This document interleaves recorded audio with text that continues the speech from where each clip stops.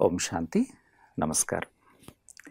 గీతా జయంతి సందర్భంగా గీత యొక్క విశిష్టతను, ప్రాముఖ్యతను వివరించడానికి త్రినాథ్ అయినాల గారు మన మన్మోహిని డివైన్ స్టూడియో శాంతి సరోవర్ హైదరాబాద్కి విచ్చేస్తున్నారు. త్రినాథ్ గారు గత 23 సంవత్సరాలుగా గీత మీద అనేక పరిశోధనలు చేసి దేశ విదేశాలలో, అలాగే తెలుగు రాష్ట్రాలలో, తెలంగాణ, ఆంధ్ర ఈ యొక్క ప్రదేశాల్లో వారి యొక్క ప్రసంగాలతో అనేకులను ఆధ్యాత్మిక జాగృతి వైపుకు నడిపించేటువంటి ఆ యొక్క ప్రయత్నం చేస్తూ ఉన్నారు. వారికి సాధనంగా మనం ఆహ్వానం పలుకుదాం. త్రినాథ్ గారు, స్వాగతం. నమస్కారం అండి. ముందుగా ఈ యొక్క కార్యక్రమాన్ని వీక్షిస్తున్నటువంటి సోదర సోదరులందరికీ కూడా శ్రీమద్ భగవద్గీత జయంతి సందర్భంగా శుభాకాంక్షలు అందిస్తున్నానండి. ఈ యొక్క భూమండలంపై, అంటే భూ ప్రపంచంలో మనుషులకు అందుబాటులో ఉన్న అన్ని ధార్మిక ఆధ్యాత్మిక గ్రంథాలలో, లేకపోతే శాస్త్రాలలో కేవలం ఈ యొక్క గీతకు మాత్రమే జయంతి ఎందుకు జరుపుతారు? దాని యొక్క ప్రత్యేక కారణం ఏమైనా ఉందా? దాని మీద కొంచెం మీరు వివరించగలుగుతారా? మంచి ప్రశ్న వేశారండి. శ్రీమద్ భగవద్గీత ఒక విశిష్టమైనటువంటి గ్రంథము. ప్రపంచంలో ఉన్న సమస్త ధార్మికనండి, ఆధ్యాత్మికమనండి అన్ని గ్రంథాలలో మీరు చూసినట్లయితే శ్రీమద్ భగవద్గీత గ్రంథం అత్యంత ప్రసిద్ధమైనది. అత్యధిక సంఖ్యలో దీనిని పఠన అంటే చదవడము, పారాయణ అంటే ఒక పాట రూపంలో పాడుకోవటము, అదేవిధంగా శ్రవణ అంటే ప్రవచనాల రూపంలో వినడం, ఇది అత్యధికంగా ఏ శాస్త్రానికి అది ఆ విధంగా ఔన్నత్యం ఉంది అంటే శ్రీమద్ భగవద్గీత మాత్రమే. మరొకటి, దీన్ని ప్రసారం కూడా విస్తృతముగా ఇది జరుగుతున్నటువంటి శాస్త్రము. ఇది కాకుండా అనేక భాషలలో దీన్ని తర్జుమా చేయడం జరిగింది. ముఖ్యంగా మన గూగుల్ ఏం తెలియజేస్తుందంటే 80 భాషలలో శ్రీమద్ భగవద్గీత ఇప్పుడు ఈ సమయానికి తర్జుమా చేయబడింది. అందులో 60 భాషలు అంతర్జాతీయ భాషలు, 60 భాషలు. దీన్ని ఎంతోమంది అనేక విశిష్ట వ్యక్తులు దీన్ని పుస్తకాల రూపంలో వాళ్ళ యొక్క కామెంటరీస్, మనం భాష్యము అంటాం కదా, ఇంటర్ప్రిటేషన్, ఆ విధంగా వారు దాని మీద ఈ భాష్యాలు రాయటం జరిగింది. అనేక రకాలుగా పుస్తకాలు కూడా ఈ విధంగా పబ్లిష్ అవ్వటం జరిగింది. శ్రీమద్ భగవద్గీత మరొక ముఖ్యమైన విషయం ఏంటంటే సర్వశాస్త్రమయి శిరోమణి అంటారు. సర్వశాస్త్రమయి శిరోమణి అంటే ఏమిటి?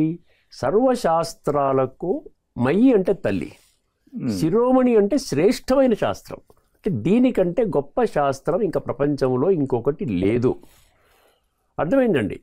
సో ఈ సర్వశాస్త్ర మయి తల్లి అన్నారు. గీతని మాతగా ఆ విధంగా పరిగణిస్తూ, ముఖ్యంగా భారతదేశంలో, ఇంకా ముఖ్యంగా ప్రముఖంగా ఈ తెలుగు రాష్ట్రాలనండి, సౌత్ ఇండియా, దక్షిణ భారతంలో గీతా మందిరాలను నిర్మించి అక్కడ గీతని ఒక దేవి విగ్రహం రూపంలో ప్రతిష్ఠించి ప్రతినిత్యము కూడా గీతని ఔన్నత్యాన్ని పెంచే విధంగా అనేక కార్యక్రమాలని, సదస్సులని నిర్వహిస్తూ వస్తున్నారు. ఇది ఒక ముఖ్య విషయము. మరొక ముఖ్యమైన విషయం ఏంటంటే ప్రపంచంలో ఉన్నటువంటి మొత్తం సమస్త మానవాళి, అన్ని వర్గాల వాళ్ళు, మళ్ళీ స్టూడెంట్స్ అనండి, లేకపోతే వ్యాపారస్తులు, ఉద్యోగస్తులు, ఈ విధంగా ప్రతి ఒక్క వర్గానికి, వృద్ధులు, మహిళలు, ప్రతి ఒక్కరూ దైనందిన జీవితంలో వారు ఎదుర్కొంటున్నటువంటి సమస్యలు, ఇప్పుడు ప్రతి ఒక్కరూ సమస్యల వలయంలోనే ఉన్నారని చెప్పాలి. సో దానికి సమగ్రమైనటువంటి, సంపూర్ణమైనటువంటి, సంతృప్తికరమైనటువంటి సమాధానం మనకి శ్రీమద్ భగవద్గీతలు అర్థం చేసుకోగలిగితే అది దానికి పరిష్కార మార్గము భగవద్గీత ఇస్తుంది అనమాట. సో ఈ విధంగా శ్రీమద్ భగవద్గీత ఎందువలన ఈ భగవద్గీత యొక్క విశిష్టత మిగతా గ్రంథాలకు లేదు అంటే ఒక ముఖ్యమైన విషయాన్ని మీరు గమనించాలి. శ్రీమద్ భగవద్గీత ఆ యొక్క పుస్తకం యొక్క టైటిల్లోనే భగవంతుడు అన్న పదం ఉంది. అదేవిధంగా గీతలో కూడా 574 శ్లోకాలు శ్రీ భగవాన్ ఉవాచ అనుంది. శ్రీ భగవాన్ ఉవాచ అంటే అర్థం ఏమిటి? స్వయముగా భగవంతుడు పలుకుతున్నటువంటి మహావాక్యాలు ఏదైనా గ్రంథములో ఉన్నది అంటే అది కేవలము శ్రీమద్ భగవద్గీత మాత్రమే. శ్రీమద్ భగవద్గీత, అందులో టైటిల్లో భగవంతుడి పేరుంది, మొత్తం 574 శ్లోకాల్లో కూడా భగవాను వాచ అని ఉంది. ఇంకా వేరే గ్రంథం లేదు, రెండవ గ్రంథమే లేదు. ప్రపంచంలో ఎక్కడైనా ఒక వ్యక్తి యొక్క జయంతి జరుపుతారు, కానీ ఒక గ్రంథం యొక్క జయంతి ఎక్కడైనా విన్నారా మీరు? ఎక్కడా కూడా గ్రంథం యొక్క జయంతి జరపరు. శ్రీమద్ భగవద్గీతకు ఉన్నటువంటి విశిష్టత దృష్ట్యా శ్రీమద్ భగవద్గీత గ్రంథము ఎప్పుడైతే పుట్టిందో దాని ప్రకారంగా భావించుకొని ప్రతి సంవత్సరం ఒక రోజున శ్రీమద్ భగవద్గీతని గీతా జయంతిగా చాలా అద్భుతంగా ఉత్సాహాలతో చక్కగా జరుపుకుంటారండి. ఇది ముఖ్యమైనటువంటి విషయము. ధన్యవాదాలు. ఇంకొక ప్రశ్న మీకు. మరి గీతని యుద్ధశాస్త్రం అంటారు, లేకపోతే ఇది ఒక హింసాత్మకమైనటువంటి యుద్ధం అంటారు. అసలు గీతాని దేన్ని అంటారు? దాని గురించి కొంచెం మీరు వివరించగలుగుతారు? ముఖ్యంగా శ్రీమద్ భగవద్గీత అంటేనండి 701 శ్లోకాలతో కూడుకున్నటువంటి శాస్త్రము శ్రీమద్ భగవద్గీత.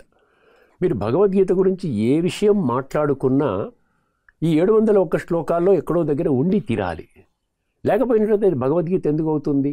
ఇప్పుడు వర్తమాన సమాజంలో మనం భగవద్గీత పరంగా ఒక 5 కోణాలలో అర్థం చేయిస్తూ ఉన్నారు. ఎవరినైనా అడగండి భగవద్గీత గురించి ఏం తెలుసుకున్నారు అంటే అది ఒక యుద్ధశాస్త్రం అంటున్నారు. ముఖ్యంగా అది కురుక్షేత్ర యుద్ధ మైదానంలో అక్కడ భయానక యుద్ధం జరిగింది. కౌరవులు పాండవులు మధ్యలో సంగ్రామం, వారు యుద్ధము చేయనన్నప్పుడు అది మహాభారతంలో ఒక ఘట్టముగా భగవంతుడిని ఒక శ్రీకృష్ణుడి రూపంలో రథసారథిగా ఒక అర్జునుడన్న ఒక వ్యక్తికి ఆ విధంగా ఆ యొక్క జ్ఞానాన్ని ఇవ్వడం జరిగింది. అప్పుడు ఆ జ్ఞానం ద్వారా ఆయన మళ్ళీ చైతన్యవంతుడై యుద్ధం చేయడానికి అంగీకరించి యుద్ధం చేసి ఈ విధంగా ఒక పెద్ద భయంకరమైన హింసాత్మక, మీరు చెప్పినట్టుగా హింసాత్మక యుద్ధము, ఎంతోమంది కొన్ని లక్షల మంది ఆ విధంగా ప్రాణ నష్టం జరిగింది. చివరికి అందరూ చనిపోయారు, పాండవులు మాత్రమే బ్రతికారు. వారు కూడా కాలక్రమంలో హిమాలయ పర్వతానికి వెళ్ళి కరిగిపోయారు. ఒక ధర్మరాజు ఒక కుక్క మాత్రం మిగిలింది. ఇంతవరకు మనకు తెలుసునండి.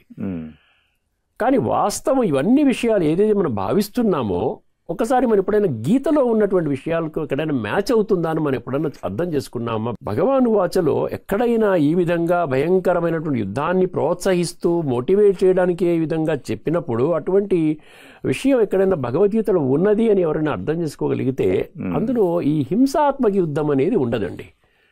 అది మొదటి కోణము. ముఖ్యంగా 5 కోణాలని చెప్పాను కదా. మొదటి కోణంలో ఇది హింసాత్మక యుద్ధము కాదు. భలే యుద్ధం అన్న పదం ఉంది అందులో, కానీ హింసతో కూడుకున్న యుద్ధము కాదు. రెండవది, ఇది ద్వాపర యుగానికి సంబంధించినటువంటి శాస్త్రము అని చెప్పి, జ్ఞానం అని చెప్పి మనం అర్థం చేసుకున్నాం. ఇప్పుడు మనమందరం ఎక్కడున్నాం? మనము కలియుగంలో ఉన్నాం. ఇది కలియుగం యొక్క అంతిమ సమయం అని భగవద్గీతలో కూడా స్పష్టంగా చెప్తున్నారు.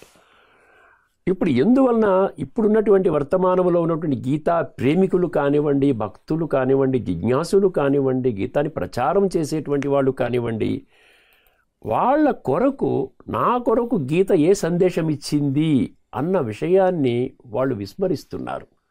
అర్థమైందండి. ఇప్పుడు నా కొరకు గీత యొక్క సందేశం ఏమిటి అన్న విషయాన్ని పక్కన పెట్టి, ఇది యుద్ధశాస్త్రం అంటే నేను యుద్ధంలో పాల్గొనలేదు, నాకే సంబంధం లేదు, కాబట్టి నేనేం చేస్తున్నాను, కేవలము ఆ విషయాలను తెలుసుకునే ప్రయత్నమే చేస్తున్నాను. రెండో విషయం, ఇది ద్వాపర యుగానికి సంబంధించిన శాస్త్రం అని చెప్పాను కదా. ఇప్పుడు నేను కలియుగంలో ఉన్నాను కాబట్టి నాకు సంబంధం లేదు. ఇది ద్వాపర యుగంలో అక్కడ ఉన్నటువంటి మానవాళికి చెప్పినటువంటి గ్రంథము. మూడో విషయము, ఇది కేవలము ఇందాక మనం చర్చించుకున్నట్లుగా ఒక్క అర్జునుడికి మాత్రమే బోధించినటువంటి జ్ఞానము. నేను అర్జునుడిని కాదు, నాకు డైరెక్ట్గా బోధించిన జ్ఞానము కాదు, కాబట్టి నేను కేవలం దీన్ని చదువుకుంటున్నాను, లేకపోతే పారాయణం చేస్తున్నాను, లేకపోతే వింటున్నాను. నాలుగవది, ఇది కేవలం ఒక హిందూ ధర్మానికి చెందినటువంటి, ప్రతి ధర్మానికి ఒక శాస్త్రం అనేది ఉంది. ఇప్పుడు క్రైస్తవులకి బైబిల్ అని ఉంది, ఇస్లాం ధర్మం వాళ్ళకి ఖురాన్ అంటున్నారు, అదే సిక్కు ధర్మం వాళ్ళు గురు గ్రంథ్ సాహిబ్ అంటున్నారు. ఇలా రకరకాలుగా ప్రతి ధర్మానికి ఉంది. అలా హిందూ ధర్మానికి ధర్మగ్రంథము శ్రీమద్ భగవద్గీతగా వాళ్ళు ఆ విధంగా నిర్ధారించడం జరిగింది.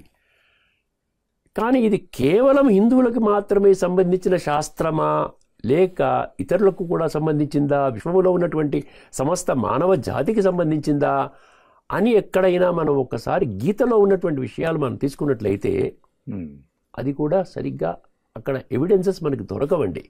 ఇది హిందూ ధర్మానికి సంబంధించింది అని దొరకదు ఎవిడెన్సెస్. సో ఈ విధంగా 4వ విధంగా కూడా హిందూ ధర్మం వాళ్ళు కూడా ఏం చేస్తున్నారు, కేవలం ఆ పుస్తకాన్ని పెట్టుకుంటున్నారు, చదువుకుంటున్నారు. కానీ అందులో ఉన్నటువంటి సారం ఏమిటి, నేనేం చెయ్యాలి, గీత ద్వారా భగవంతుడు నాకే సందేశాన్ని ఇవ్వడం జరిగింది, ఏ మార్గంలో నడవమంటున్నాడు, ఏ మార్గాన్ని విడిచిపెట్టమంటున్నాడు. సో ఈ విషయాన్ని హిందువులు కూడా వారి ధార్మిక గ్రంథముగా భావిస్తున్నటువంటి వాళ్ళు కూడా తెలుసుకోలేరు. మిగతా వాళ్ళు కూడా ఇది హిందూ ధర్మ గ్రంథముగా వాడు నిర్ధారించుకున్నారు కాబట్టి వారి భగవంతుడు వేరు, మా భగవంతుడు వేరు, మా యొక్క శాస్త్రం వేరు, మీ శాస్త్రం వేరు అని రకరకాల శాస్త్రాలు ప్రతి ఒక్క ధర్మానికి ఒక ధర్మశాస్త్రం కింద ఏర్పడి ఈ విధంగా మనం చూస్తున్నాం. సో ఈ విషయం భగవద్గీతలో ఉన్నదా లేదా అనేది ఎక్కడైనా మనకి ఎవిడెన్సెస్ కోసం ప్రయత్నం చేశారా అంటే అటువంటి ప్రయత్నం కూడా చేయలేదు. ఇది 4వ అంశం. 5వ అంశం కింద ఏం చేస్తున్నాం, ముఖ్యంగా భారతదేశంలో హిందువుల్లో కుటుంబంలో మిత్ర సంబంధీకులు ఎవరైనా చనిపోయినప్పుడు ఖచ్చితంగా భగవద్గీతని చదువుకోవాలి, లేకపోతే పారాయణం చేయాలి, లేకపోతే వినాలి. ఆ భగవద్గీతకి ఒక మరణానికి ఆ విధంగా లింకు చేసుకుంటూ, అందుకని చూసారా ఈ శ్మశానాలకి తీసుకొని వెళ్ళే వాహనాలకు కూడా ఆ గీతా శ్లోకాలు ఘంటసాల గారు పాడిన గీతా శ్లోకాల యొక్క అది పెట్టి వాళ్ళు తీసుకుని వెళ్తుంటారు. జాతస్య హి ధ్రువో మృత్యు ధ్రువం జన్మ మృతస్య చ, పుట్టినవాడు మరణిస్తాడు, మరణించినవాడు పునః జన్మ తీసుకుంటాడు, ఇది అనివార్యము. సో ఇటువంటి విధంగా అర్థం చేసుకున్నారు. ఇప్పుడు ఈ 5 కోణాలలో ఏదైతే అర్థం చేసుకున్నారో ఇది యథార్థమా, వాస్తవమా, దీనికి ఎటువంటి ఆధారాలు గీతలో ఉన్నాయా లేవా అన్నది మనం ఖచ్చితంగా పరిశీలించాలండి. లేకపోతే ఎందుకంటే ఈ 5 మార్గాలలో ఏ విధంగా అయితే ప్రచారం జరుగుతున్నదో ఈ 5 మార్గాలలో మనని మనం ఎలిమినేట్ చేసుకుంటున్నాం. గీత నా గురించి ఏ సందేశం ఇచ్చింది అన్న విషయాన్ని మనం విస్మరిస్తున్నాం. గీత చదువుకుంటున్నాం భలే 5 కోణాల్లో, 5 కోణాలు ఎక్కడైనా ఈ గీత యొక్క సందేశం నా జీవితాన్ని సమూలంగా ఉద్ధరించడానికి మాత్రమే నిర్దేశించబడింది అని అనుకుంటున్నారా? అనుకోవడం లేదు. అందువలన గీతాశాస్త్రము ఆ విధంగా ప్రస్తుతము గీతలో ఉన్నటువంటి 701 శ్లోకాలు, అందులో కూడా ముఖ్యంగా 574 శ్రీ భగవానువాచ శ్లోకాలు మనం అనుకున్నటువంటి విశ్వాసాన్ని సమర్థిస్తున్నాయా లేదా అంటే నా యొక్క పరిశోధనలో తేలింది ఏంటంటే ఈ 5 ఏవైతే విశ్వాసాలు ఉన్నాయో, నమ్మక బిలీఫ్ సిస్టమ్స్ అంటాం కదా, దీనికి గీతలో ఎటువంటి సమర్థన మనకి దొరకదండి. ఇది ముఖ్యంగా ప్రతి ఒక్కరు కూడా గమనించాలి. అంటే ఇది యుద్ధ శాస్త్రం అని లేకపోతే ఈ రకంగా ఉంది అనేటువంటి దానికి ఎటువంటి ఆధారాలు గీతలో లేవు, ప్రామాణికమైనటువంటి ప్రమాణాలు లేవు. చాలా చక్కగా వివరించారండి. ఇప్పుడు అదేవిధంగా గీత మీద అనేక రకాలైనటువంటి భాష్యాలు, దానికి సంబంధించినటువంటి ఒక ప్రసంగాలు చాలా చెప్పడం జరిగింది. అయితే గీతని హిందువుల యొక్క పవిత్రమైనటువంటి ధర్మ గ్రంథంగానే భావిస్తారు. దాంతోపాటు హిందూ మతానికి సంబంధించినటువంటి వాళ్ళు కాకుండా ఇతర మతస్థులు కూడా, ఇతర ధర్మాల వాళ్ళు కూడా భగవద్గీత నుంచి స్ఫూర్తి పొందినట్టు కూడా మనం చెప్తూ ఉంటారు. ఇది సర్వులకు సంబంధించినటువంటి సర్వధర్మాల శాస్త్రం శిరోమణి గీత అంటూ ఉంటారు. మరి ఇది మత గ్రంథమా లేకపోతే ఒక శాస్త్రానికి సంబంధించిందా లేకపోతే అందరికీ సంబంధించిందా? దీని మీద కొంచెం మీరు వివరణ ఇవ్వగలిగితే చాలా బాగుంటుంది. శ్రీమద్ భగవద్గీత విశ్వాత్మలందరికీ సంబంధించినటువంటి గ్రంథం అండి.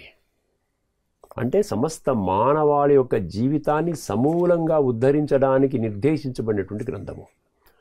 అందుకనే చూసారా, ఇప్పుడు వర్తమానంలో మనం చూస్తుంటే అక్కడక్కడ మనకు వార్తలు వినబడుతుంటాయి. కొన్ని దేశాలలో పిల్లలకి అక్కడ గీతా శ్లోకాలు నేర్పిస్తున్నారు అంటారు, లేకపోతే గీతా కాంపిటీషన్స్ నిర్వహిస్తున్నారంటారు. కొన్ని దేశాలలో అక్కడ ఉన్నటువంటి ఏమంటారు మెంబర్ ఆఫ్ పార్లమెంట్ ఎవరైతే ఎంపీలుగా ఎన్నుకుంటారు కదా, వాళ్ళు గీతా గ్రంథం మీద వాళ్ళు ప్రమాణం చేసి వాళ్ళు ఆ విధంగా చేస్తున్నారు అని అంటున్నారు. సో ఈ విధంగా మనం అనేక దేశాలలో ఉన్నటువంటి వాళ్ళు కూడా విశిష్ట వ్యక్తులు, నేను మామూలుగా గూగుల్లో మీరు టైప్ చేసిన చాట్ జీపీటీ కానీ గూగుల్, ఇప్పుడు ఈ రోజుల్లో ఈ ఆర్టిఫిషియల్ ఇంటెలిజెన్స్ టూల్స్ చాలా వచ్చాయి. గీత ఆధారంగా ఎంతమంది గీతా జ్ఞానం ద్వారా వాళ్ళ జీవితాన్ని ఉన్నతంగా ప్రభావితం జరిగినటువంటి ఎవరెవరు మనుషులు అంటే, నేను ఏదో ఒక జస్ట్ 4 పేర్లు రాసుకొని వచ్చాను. ఇక్కడ చాలా పెద్ద పెద్ద వాళ్ళ యొక్క జీవితాలు మారే అంటున్నారు, వాళ్ళ బయోగ్రఫీలో రాసుకున్నారండి. ఒక్కసారి గమనించండి, ఆల్బర్ట్ ఐన్స్టీన్, ఆయన ఎంత గొప్ప సైంటిస్ట్ అండి. ఆయన కూడా గీత మీద, అదేవిధంగా ఈ యాటమ్ బాంబ్ మీద 1945లో జపాన్ నాగసాకి హీరోషిమా మీద పేల్చారు. ఆయన తయారు చేసిన ఆయన రాబర్ట్ ఓపెన్ హ్యామర్, వాడు కూడా ఈ గీత ద్వారా నేను కొన్ని విషయాలు తెలుసుకున్నాను, అని చెప్పారు. హెన్రీ డేవిడ్ థొరో ఆయన ఫిలాసఫర్ అండ్ రైటర్ అంట. Ralph Waldo Emerson, Aldous Huxley, Carl Jung, Hermann Hesse, అంటే ఇవన్నీ పేర్లు. Steve Jobs Apple company founder, వీళ్ళంతా కూడా గీత ద్వారా ప్రభావితం అయ్యారు. ఇదే కాకుండా విశిష్ట వ్యక్తులు మన రాష్ట్రీయ పరంగా చూసినట్లయితే Mahatma Gandhi father of the nation అంటున్నారు కదా.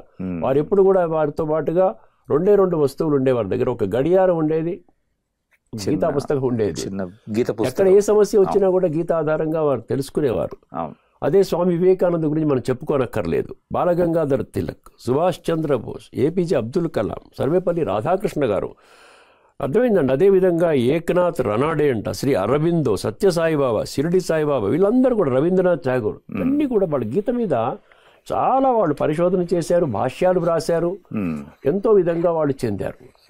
దీన్ని బట్టి మనం మామూలుగా ఏమర్థమవుతుంది, ఇదంతా బాగానే ఉందండి, గీతలో ఎటువంటి ఆధారాలు ఉన్నాయి, ఇది హిందూ ధర్మానికి సంబంధించిన గ్రంథమా లేక విశ్వాత్మలందరికీ లేక సమస్త మానవ జాతికి మానవాళికి సంబంధించిన గ్రంథమా, గీతలో ఏమైనా ఆధారాలు ఉన్నాయా అన్న విషయం కూడా మనం అర్థం చేసుకోవాలి.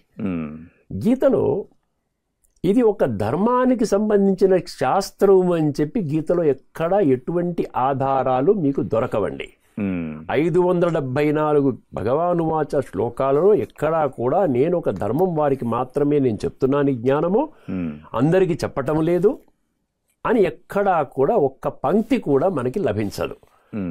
దీనికి విరుద్ధంగా భగవద్గీత ఈ వసుధలో, ఈ పృథ్వీపై ఉన్నటువంటి ఇప్పుడు 8.5 బిలియన్ అంటున్నారంటే 850 కోట్ల మనుషులు, ఈ సమస్త మానవాళికి సంబంధించినటువంటి జ్ఞానము అని నిర్ధారించడానికి 137 శ్లోకాలు మనకి చాలా స్పష్టంగా, చాలా ఈ యొక్క సాక్ష్యాలనండి, మీరు ఆధారాలంటారా, ప్రమాణాలంటారా, రుజువులంటారా, అంత స్పష్టంగా పుష్కలంగా మనకు దొరుకుతాయి. ఏమిటంటే 5 పదాలు ఉన్నాయి 137 శ్లోకాల్లో. 5 పదాలు మనకు కనబడతాయి. ఒకటి విశ్వము అంటాడు, 2 జగత్తు అంటాడు, 3వది లోకము అంటాడు. విశ్వము, జగత్తు, లోకము అంటే భారతదేశం కాదు కదా. అదేవిధంగా సర్వము అంటాడు, ఈశ్వర సర్వభూతానాం. ఉదాహరణకి 18వ అధ్యాయంలో 61వ శ్లోకం. అదే పితా అహమస్య జగత అన్నాడు, జగత్తు వచ్చింది. నేను పిత అంటే విశ్వాత్మలందరికీ నేను ఒక్కడినే తండ్రిని అని చెప్పాడు. యోమామజం అనాదించ వేత్తి లోకమహేశ్వరం అన్నాడు. నేను లోకంలో ఉన్నటువంటి అందరినీ ఈశ్వరుడు అంటే శాసించేవాడు. అర్థమైందండి. సో ఆ విధంగా 5 పదాలు ఏం చెప్పాను, విశ్వము, లోకము, జగత్తు, సర్వము, ఆఖరిది 5వ పదము ఇహ. ఇహ అంటే ఏంటి అర్థము, ఈ లోకము, ఈ ప్రపంచము అని అర్థము. సో పుష్కలంగా ఆ విధంగా ఉంది. ఎక్కడా కూడా ఇది ఒక ధార్మిక గ్రంథముగా, భౌతిక గ్రంథముగా ఆ విధంగా భావించడానికి లేదు. చాలా స్పష్టంగా గీత విశ్వములో ఉన్నటువంటి సమస్త మానవులందరికీ కూడా వారి యొక్క జీవితాన్ని సమూలంగా ఉద్ధరించడానికి ఆ విధంగా నిర్దేశించబడినటువంటి ఏకైక గ్రంథము శ్రీమద్ భగవద్గీత అండి. చాలా ధన్యవాదాలండి. ఒక గీత అనేటువంటిది యుద్ధశాస్త్రం కాదు అనేటువంటి దాని మీద సరైన వివరణ, చాలా కంప్లీట్ క్లారిటీ ఇచ్చారు. అయితే మరి అసలు గీతలో ఉన్నటువంటి 574 శ్రీ భగవాన్ వాచ శ్లోకాల యొక్క సారం ఏంటి, దాని మీద మీరు స్పష్టత ఇస్తే మరింత బాగుంటుంది. ఇది ప్రతి ఒక్కరు కూడా తెలుసుకోవాలండి. శ్రీమద్ భగవద్గీత అందులో 574 శ్లోకాలు శ్రీ భగవాను వాచ అనుంది. ఏ భగవంతుడినైతే మనము తల్లి తండ్రిగా మనం ఆరాధిస్తున్నామో, త్వమేవ మాతాచ పితా త్వమేవ అంటారు హిందువులందరూ కూడా. క్రైస్తవులు కూడా హెవెన్లీ గాడ్ ఫాదర్ అంటున్నారు. ఏక్ ఓంకార్ అని సిక్కు మతస్థులు అంటున్నారు. అల్లాహు అక్బర్ అని చెప్పి ఇస్లాం ధర్మానికి చెందిన వాళ్ళు అంటున్నారు. సో ప్రతి ఒక్కరు కూడా వారు ఏమంటున్నారు, భగవంతుడు ఒక్కరే అన్న సందేశాన్ని ఇస్తున్నారు. మా భగవంతుడు వేరు, మీ భగవంతుడు వేరు అనేటువంటి విషయం చెప్పడం లేదు ఎవరు కూడా. సో భగవద్గీత భగవాను వాచ, భగవంతుడు వాచ అని లేదు. సో ఆ భగవంతుడే మనకి 574 శ్లోకాలలో మనము తల్లి తండ్రి అంటున్నామంటే మనందరి గురించి, మనందరం వారి సంతానము కదా. మనం తల్లి తండ్రి అంటున్నామంటే మనందరం వారి సంతానము. సో తండ్రి తన సంతానమైనటువంటి యావత్ సమస్త 850 కోట్ల మనుషులకు ఇస్తున్నటువంటి సందేశము 11 పదాలలో ఉందండి. సారాంశము ఇన్ని వందల శ్లోకాలలో 11 పదాలు 11 శబ్దాలు మీరు అర్థం చేసుకుంటే స్పష్టంగా మీకు గీత యొక్క సారం అర్థమైపోతుంది. అది 3 శ్లోకాల్లో ఉంది. మొదటి శ్లోకము 9వ అధ్యాయంలోని ఆఖరి శ్లోకంలో మన్మనాభవ అని 3 పదాలు ఉన్నాయి. మన్మనాభవ. మన్మనాభవ అంటే నీ మనసు నాయందు లగ్నము చెయ్యి. 3 పదాలు అయిపోయాయి. రెండవది 18వ అధ్యాయంలోని 66వ శ్లోకం తీసుకోండి. మాం ఏకం శరణం వ్రజ అన్నాడు. నా ఒక్కరి శరణు మాత్రమే పొందాలి. ఇక్కడ చూసారా, చాలా అథారిటీతో చాలా స్పష్టతతో భగవంతుడు ఏం చెప్తున్నాడు? నా యొక్క శరణు మాత్రమే పొందండి. మాం ఏకం. మాం అంటే నా యొక్క, ఏకం నేను ఒక్కడినే భగవంతుణ్ణి. శరణం వ్రజ, మీరు నా యొక్క శరణు పొందండి. సో మన్మనాభవ మామేకం శరణం వ్రజ 7 పదాలు అయిపోయాయి. 18వ అధ్యాయంలో 73వ శ్లోకంలో నష్టో మోహ స్మృతిర్లబ్ధ అన్నాడు. నష్టో మోహ స్మృతిర్లబ్ధ అంటే ఏంటి? దేనిపై నీకు నష్టం అవ్వాలి అది చెప్తున్నాడు. ఎప్పుడైతే నీవు ఈ భౌతికత ఏదైతే ఫిజికల్గా నువ్వు చూస్తున్నావో, ఈ 2 కళ్ళతో చూసేటువంటి ఈ యొక్క ప్రపంచాన్ని చూస్తున్నావు, ప్రపంచంలో ఉన్న వస్తు వైభవాలను చూస్తున్నావు, సంబంధికులతో గడుపుతున్నావు, నీ శరీరంతో గడుపుతున్నావు. ఈ భౌతికత నుండి నీకు మోహము నష్టం కావాలి అంటే ఇక్కడ చూసారు, నువ్వు భౌతికము నుండి, భౌతికము అభౌతికము ఆధ్యాత్మికము, దాన్ని ఆధ్యాత్మికం అంటారు. ఈ రెండింటి యొక్క భేదాన్ని నువ్వు గమనించినట్లయితే భగవంతుణ్ణి స్పష్టంగా గుర్తించి నువ్వేం చేస్తావు? నన్ను స్మృతి చేస్తావు. స్మృతి లబ్ధ అన్నాడు. అప్పుడు నాతో నీవు కనెక్ట్ అవుతావు అన్న విషయం చెప్తున్నాడు. సో ఇదేమైంది? నష్టో మోహ స్మృతి లబ్ధ 4 పదాలు, మొత్తం 7, 4, 11.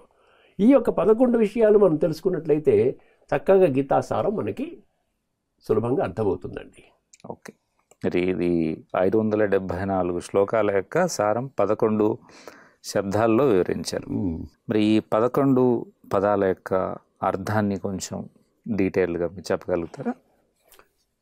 మన్మనాభవ. ఈ మన్మనాభవ అంటే భగవంతుడైన నన్ను నీవు మనసు ద్వారా కనెక్ట్ అవ్వాలి. అర్థమైందండి? ఇప్పటి వరకు మనము మనసు ద్వారా కనెక్ట్ అవ్వడం లేదు. మనం ఏదైతే భక్తి మార్గంలో ధార్మికంలో చేస్తున్నామో మనము శరీరపరంగా కనెక్ట్ అవుతున్నాము, కానీ మనసు పరంగా కనెక్ట్ అవ్వటం లేదు. కానీ భగవంతుడు ఇక్కడ మనం ఏం కోరుకుంటున్నాడు? మన్మనాభవ అంటున్నాడు. అంటే నీ మనసు నా యందు లగ్నము చెయ్యి అన్నాడు. అర్థమైందండి? అదేవిధంగా ఈ మనస్సుని నా యందు లగ్నము చెయ్యి అనేవి ఒక 26 శ్లోకాల్లో ఉంది. అర్థమైందండి? భగవంతుడికి చాలా దగ్గర కావాలంటే మయ్యర్పిత మనోబుద్ధి అంటాడు. యోమద్భక్త సమే ప్రియ అంటాడు. 12వ అధ్యాయంలోని 14వ శ్లోకంలో నీవు మనసు బుద్ధిని నా మీద అర్పణ చేసినట్లయితే నువ్వు నాకు చాలా దగ్గరవాడిగా అవుతావు, చాలా గొప్ప భక్తుడిగా అవుతావని భగవంతుడు చెప్తున్నాడు. మన్మనాభవ మద్భక్తో మద్యాజీ మాం నమస్కరు మామే వైశ్యయుక్త్వైవమాత్మానం మత్పరాయణ.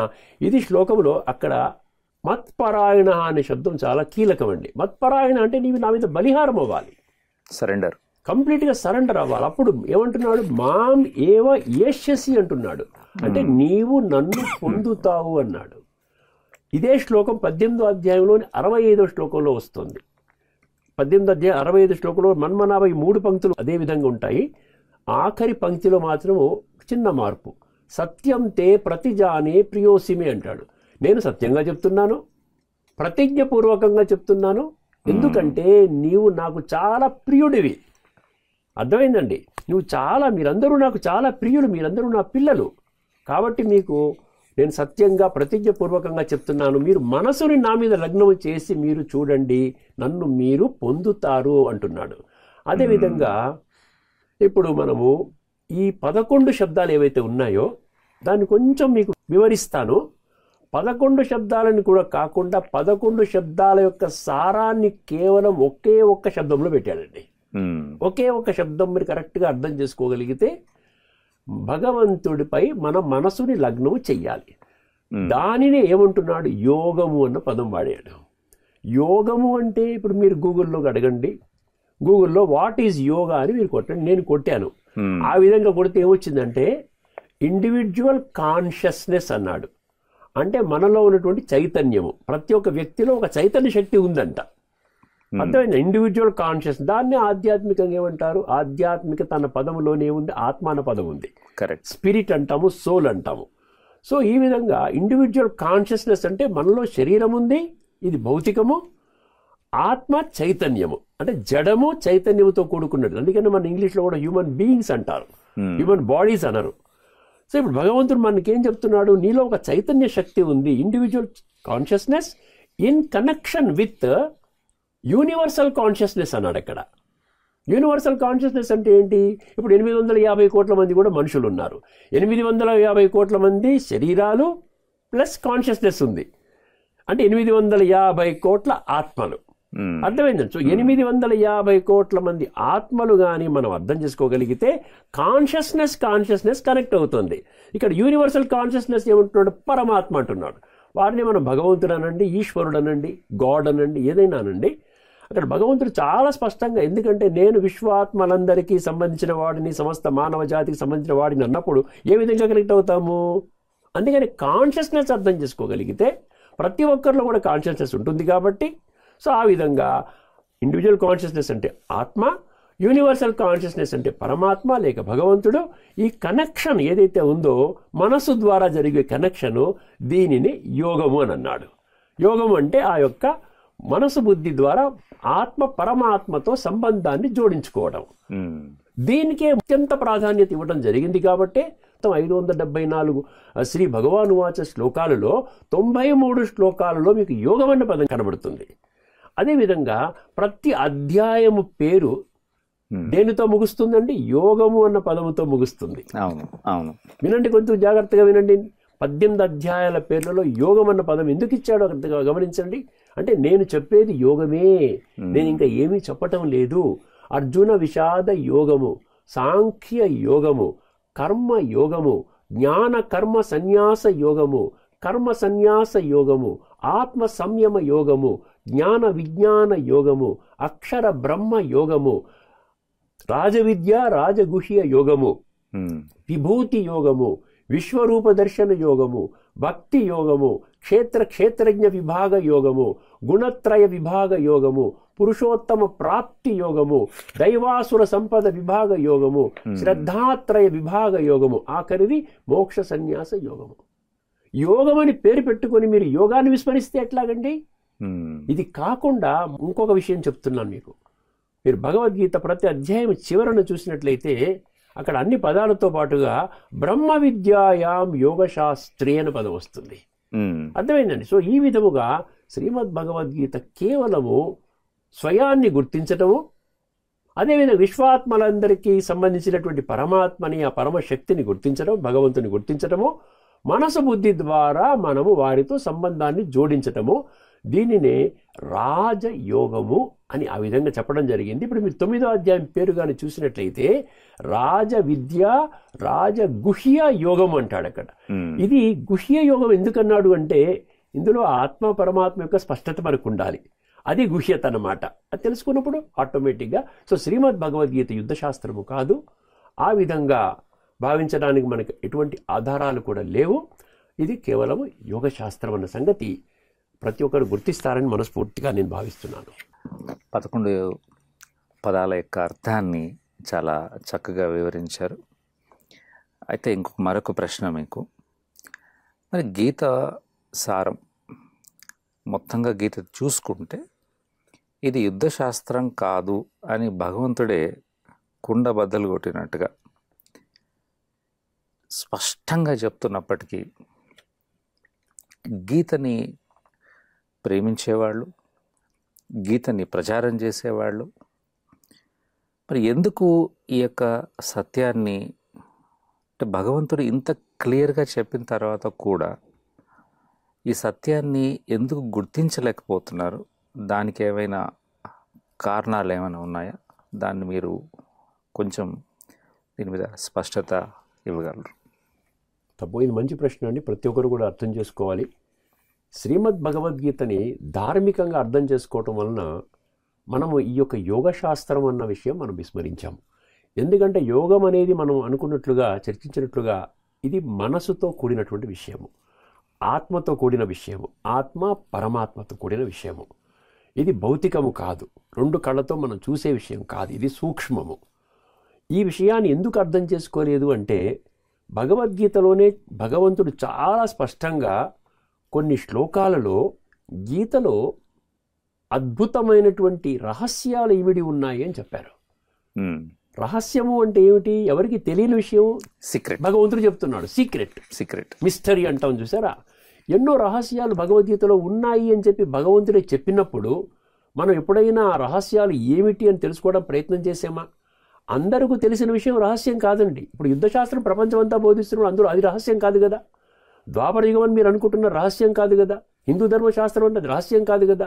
చనిపోయినప్పుడు వినాలి రహస్యం కాదు కదా. ఒక అర్జునుడికి మాత్రమే చెప్పాడన్నది ప్రపంచం అంతా తెలుసు అందరికీ కూడా. అది రహస్యం ఎలా అవుతుంది?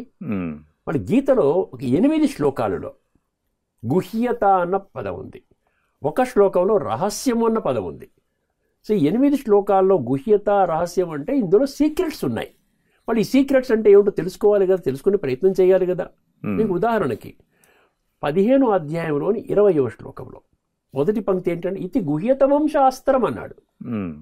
ఇప్పుడు ఈ గుహ్యతమం శాస్త్రం అంటే ఇది రహస్యాలతో కూడుకున్నటువంటి శాస్త్రం అని చెప్పాడు. 9వ అధ్యాయం మొదటి శ్లోకంలో ఏం చెప్పాడు? ఇదంతు తే గుహ్యతమం అన్నాడు, అది కూడా గుహ్యతమం అని చెప్పాడు. 9వ అధ్యాయం 2వ శ్లోకంలో ఏం చెప్పాడు? రాజవిద్య రాజగుహ్యం అన్నాడు. రాజగుహ్యం అంటే దీనికంటే గొప్ప మిస్టరీ ఇంకా ప్రపంచంలో ఇంకోటి లేదంట. ఎన్నైతే రహస్యాలు ప్రపంచంలో అనేక రహస్యాలు కనిపెట్టి ఎన్నో వస్తువులు కనిపెడుతున్నారు కదా సైంటిస్టులు, అవన్నీ రహస్యాలు ఛేదిస్తేనే వచ్చాయి కదండి. ఇంట్లో ఆడవాళ్ళు కూడా వంటకాల్లో కూడా రకరకాల వంటకాలు కనిపెడుతుంటారు, డిఫరెంట్ కాంబినేషన్స్లో. కొత్తగా వంటకం వస్తే టీవీలో వాళ్ళు చూపిస్తుంటారు. అలాంటిది ఇప్పుడు ఇక్కడ రహస్యం ఏంటని మనం కనిపెట్టామా? మనము కనిపెట్టలేదు. రాజవిద్య రాజగుహ్యం. ఇది రాజవిద్య అంటే దీనికంటే గొప్ప విద్య లేదు. ఈ విద్య అర్థం కావాలంటే ఆ గుహ్యతలోకి వెళ్ళాలి. రాజగుహ్య అంటే దీనికంటే గొప్ప మిస్టరీ ఇంకొకటి లేదు. అర్థమైందండి. సో అక్కడ 18వ అధ్యాయంలోని 64వ శ్లోకం తీసుకోండి. అర్థమైంది. అందేమో సర్వగుహ్యతమం భూయ అన్నాడు. ఈ గుహ్యతలతో కూడుకున్నటువంటి శాస్త్రాన్ని మరలా నీకు చెప్తున్నానన్నాడు. 1863లో ఇతి తే జ్ఞానమాఖ్యాతం గుహ్యాతి గుహ్యతరం మయ అన్నాడు. ఇది రహస్యాలలోకి రహస్యం అన్నాడండి. అంతకంటే ఇంకేం చెప్పాలండి? రహస్యాలలోకి రహస్యం అన్నాడు. తర్వాత 1868లో ఏమన్నాడు? 1868లో ఎంత చక్కగా చెప్తున్నాడంటే ఈ రహస్యాలు అర్థం చేసుకున్న వాళ్ళు రహస్యాలు తెలియని వాళ్ళకి చెప్పండి. అజ్ఞానములో ఉన్నటువంటి నా భక్తులకి నా బిడ్డలకి చేరవేయండి. ప్రపంచంలో ఉన్న వాళ్ళంతా నా బిడ్డలే, అందరూ నా సంతానమే. అందులో కొద్దిమంది మాత్రమే ఈ రహస్యాలను గ్రహించారు. ఈ యొక్క గీతాశాస్త్రం యొక్క సారము, భగవద్గీత శాస్త్రము సారము రాజయోగం అని గుర్తించారు. ఎవరైతే గుర్తించారో గుర్తించిన వాళ్ళకి వీళ్ళు ఈ సందేశాన్ని ఇవ్వండి. భగవద్గీతలో ఉన్న రహస్యాలను తెలియచేయండి. చూడండి 1868 జాగ్రత్తగా వినండి. ఇమం పరమం గుహ్యం మద్భక్తేష్వవిదాస్యతి భక్తిం మయి పరాం కృత్వా మామే వైశ్యత్య సంశయ. నన్ను మీరు పొందుతారు, అటువంటి వాడికంటే నాకు ఇంకో గొప్ప ప్రియమైన వాడు లేడు. ఈ రహస్యాలు అజ్ఞానంలో ఉన్న వాళ్ళకి తెలియచేయండి అంటున్నాడు. సో ఎన్ని విషయాలు, ఇన్ని శ్లోకాలలో రహస్యాలు ఉన్నాయని చెప్పినప్పుడు ఈ శ్లోకాలని సమూలంగా విస్మరించి కేవలం భౌతికంగా అర్థం చేసుకుని ఇది యుద్ధశాస్త్రము ఫలానా ఈ జ్ఞానం మొత్తము ఒక్క ద్వాపర యుగంలో ఉన్న ఒక అర్జునుడికి మాత్రమే సంబంధించింది అన్నప్పుడు మన జీవితాలు ఎట్లా ఉద్ధరింపబడతాయి? భలే ఒక్క నిమిషం పాటు మనం అనుకుందామండి, అర్జునుడికి మాత్రమే చెప్పాడు, ద్వాపర యుగానికి చెప్పాడు. అర్జునుడి జీవితం సమూలంగా అద్భుతంగా తయారైపోయింది. ఇప్పుడు ఆ విధంగా ఉన్నప్పుడు నా జీవితాన్ని ఉద్ధరించే శాస్త్రం ప్రపంచంలో ఇంకా ఏదైనా ఉన్నదా? ఉంటే చెప్పండి. ఎందుకంటే ఇప్పుడు అర్జునుడు వాడు మనిషే, నేను కూడా ఒక మనిషినే. ఇలాగే మనలాగే ప్రపంచం మీద 850 కోట్ల మంది మనుషులు ఉన్నారు. వీళ్ళందరూ రోజు రోజుకి పాడైపోతూ ఉన్నారు. ప్రపంచం అంతా ఎటుపోతోంది? ప్రపంచం అంతా కూడా నెగిటివ్లోనే పోతుంది కదా. రోజు రోజుకి పతనం అయిపోతున్నారనే కదా చెప్తున్నారు.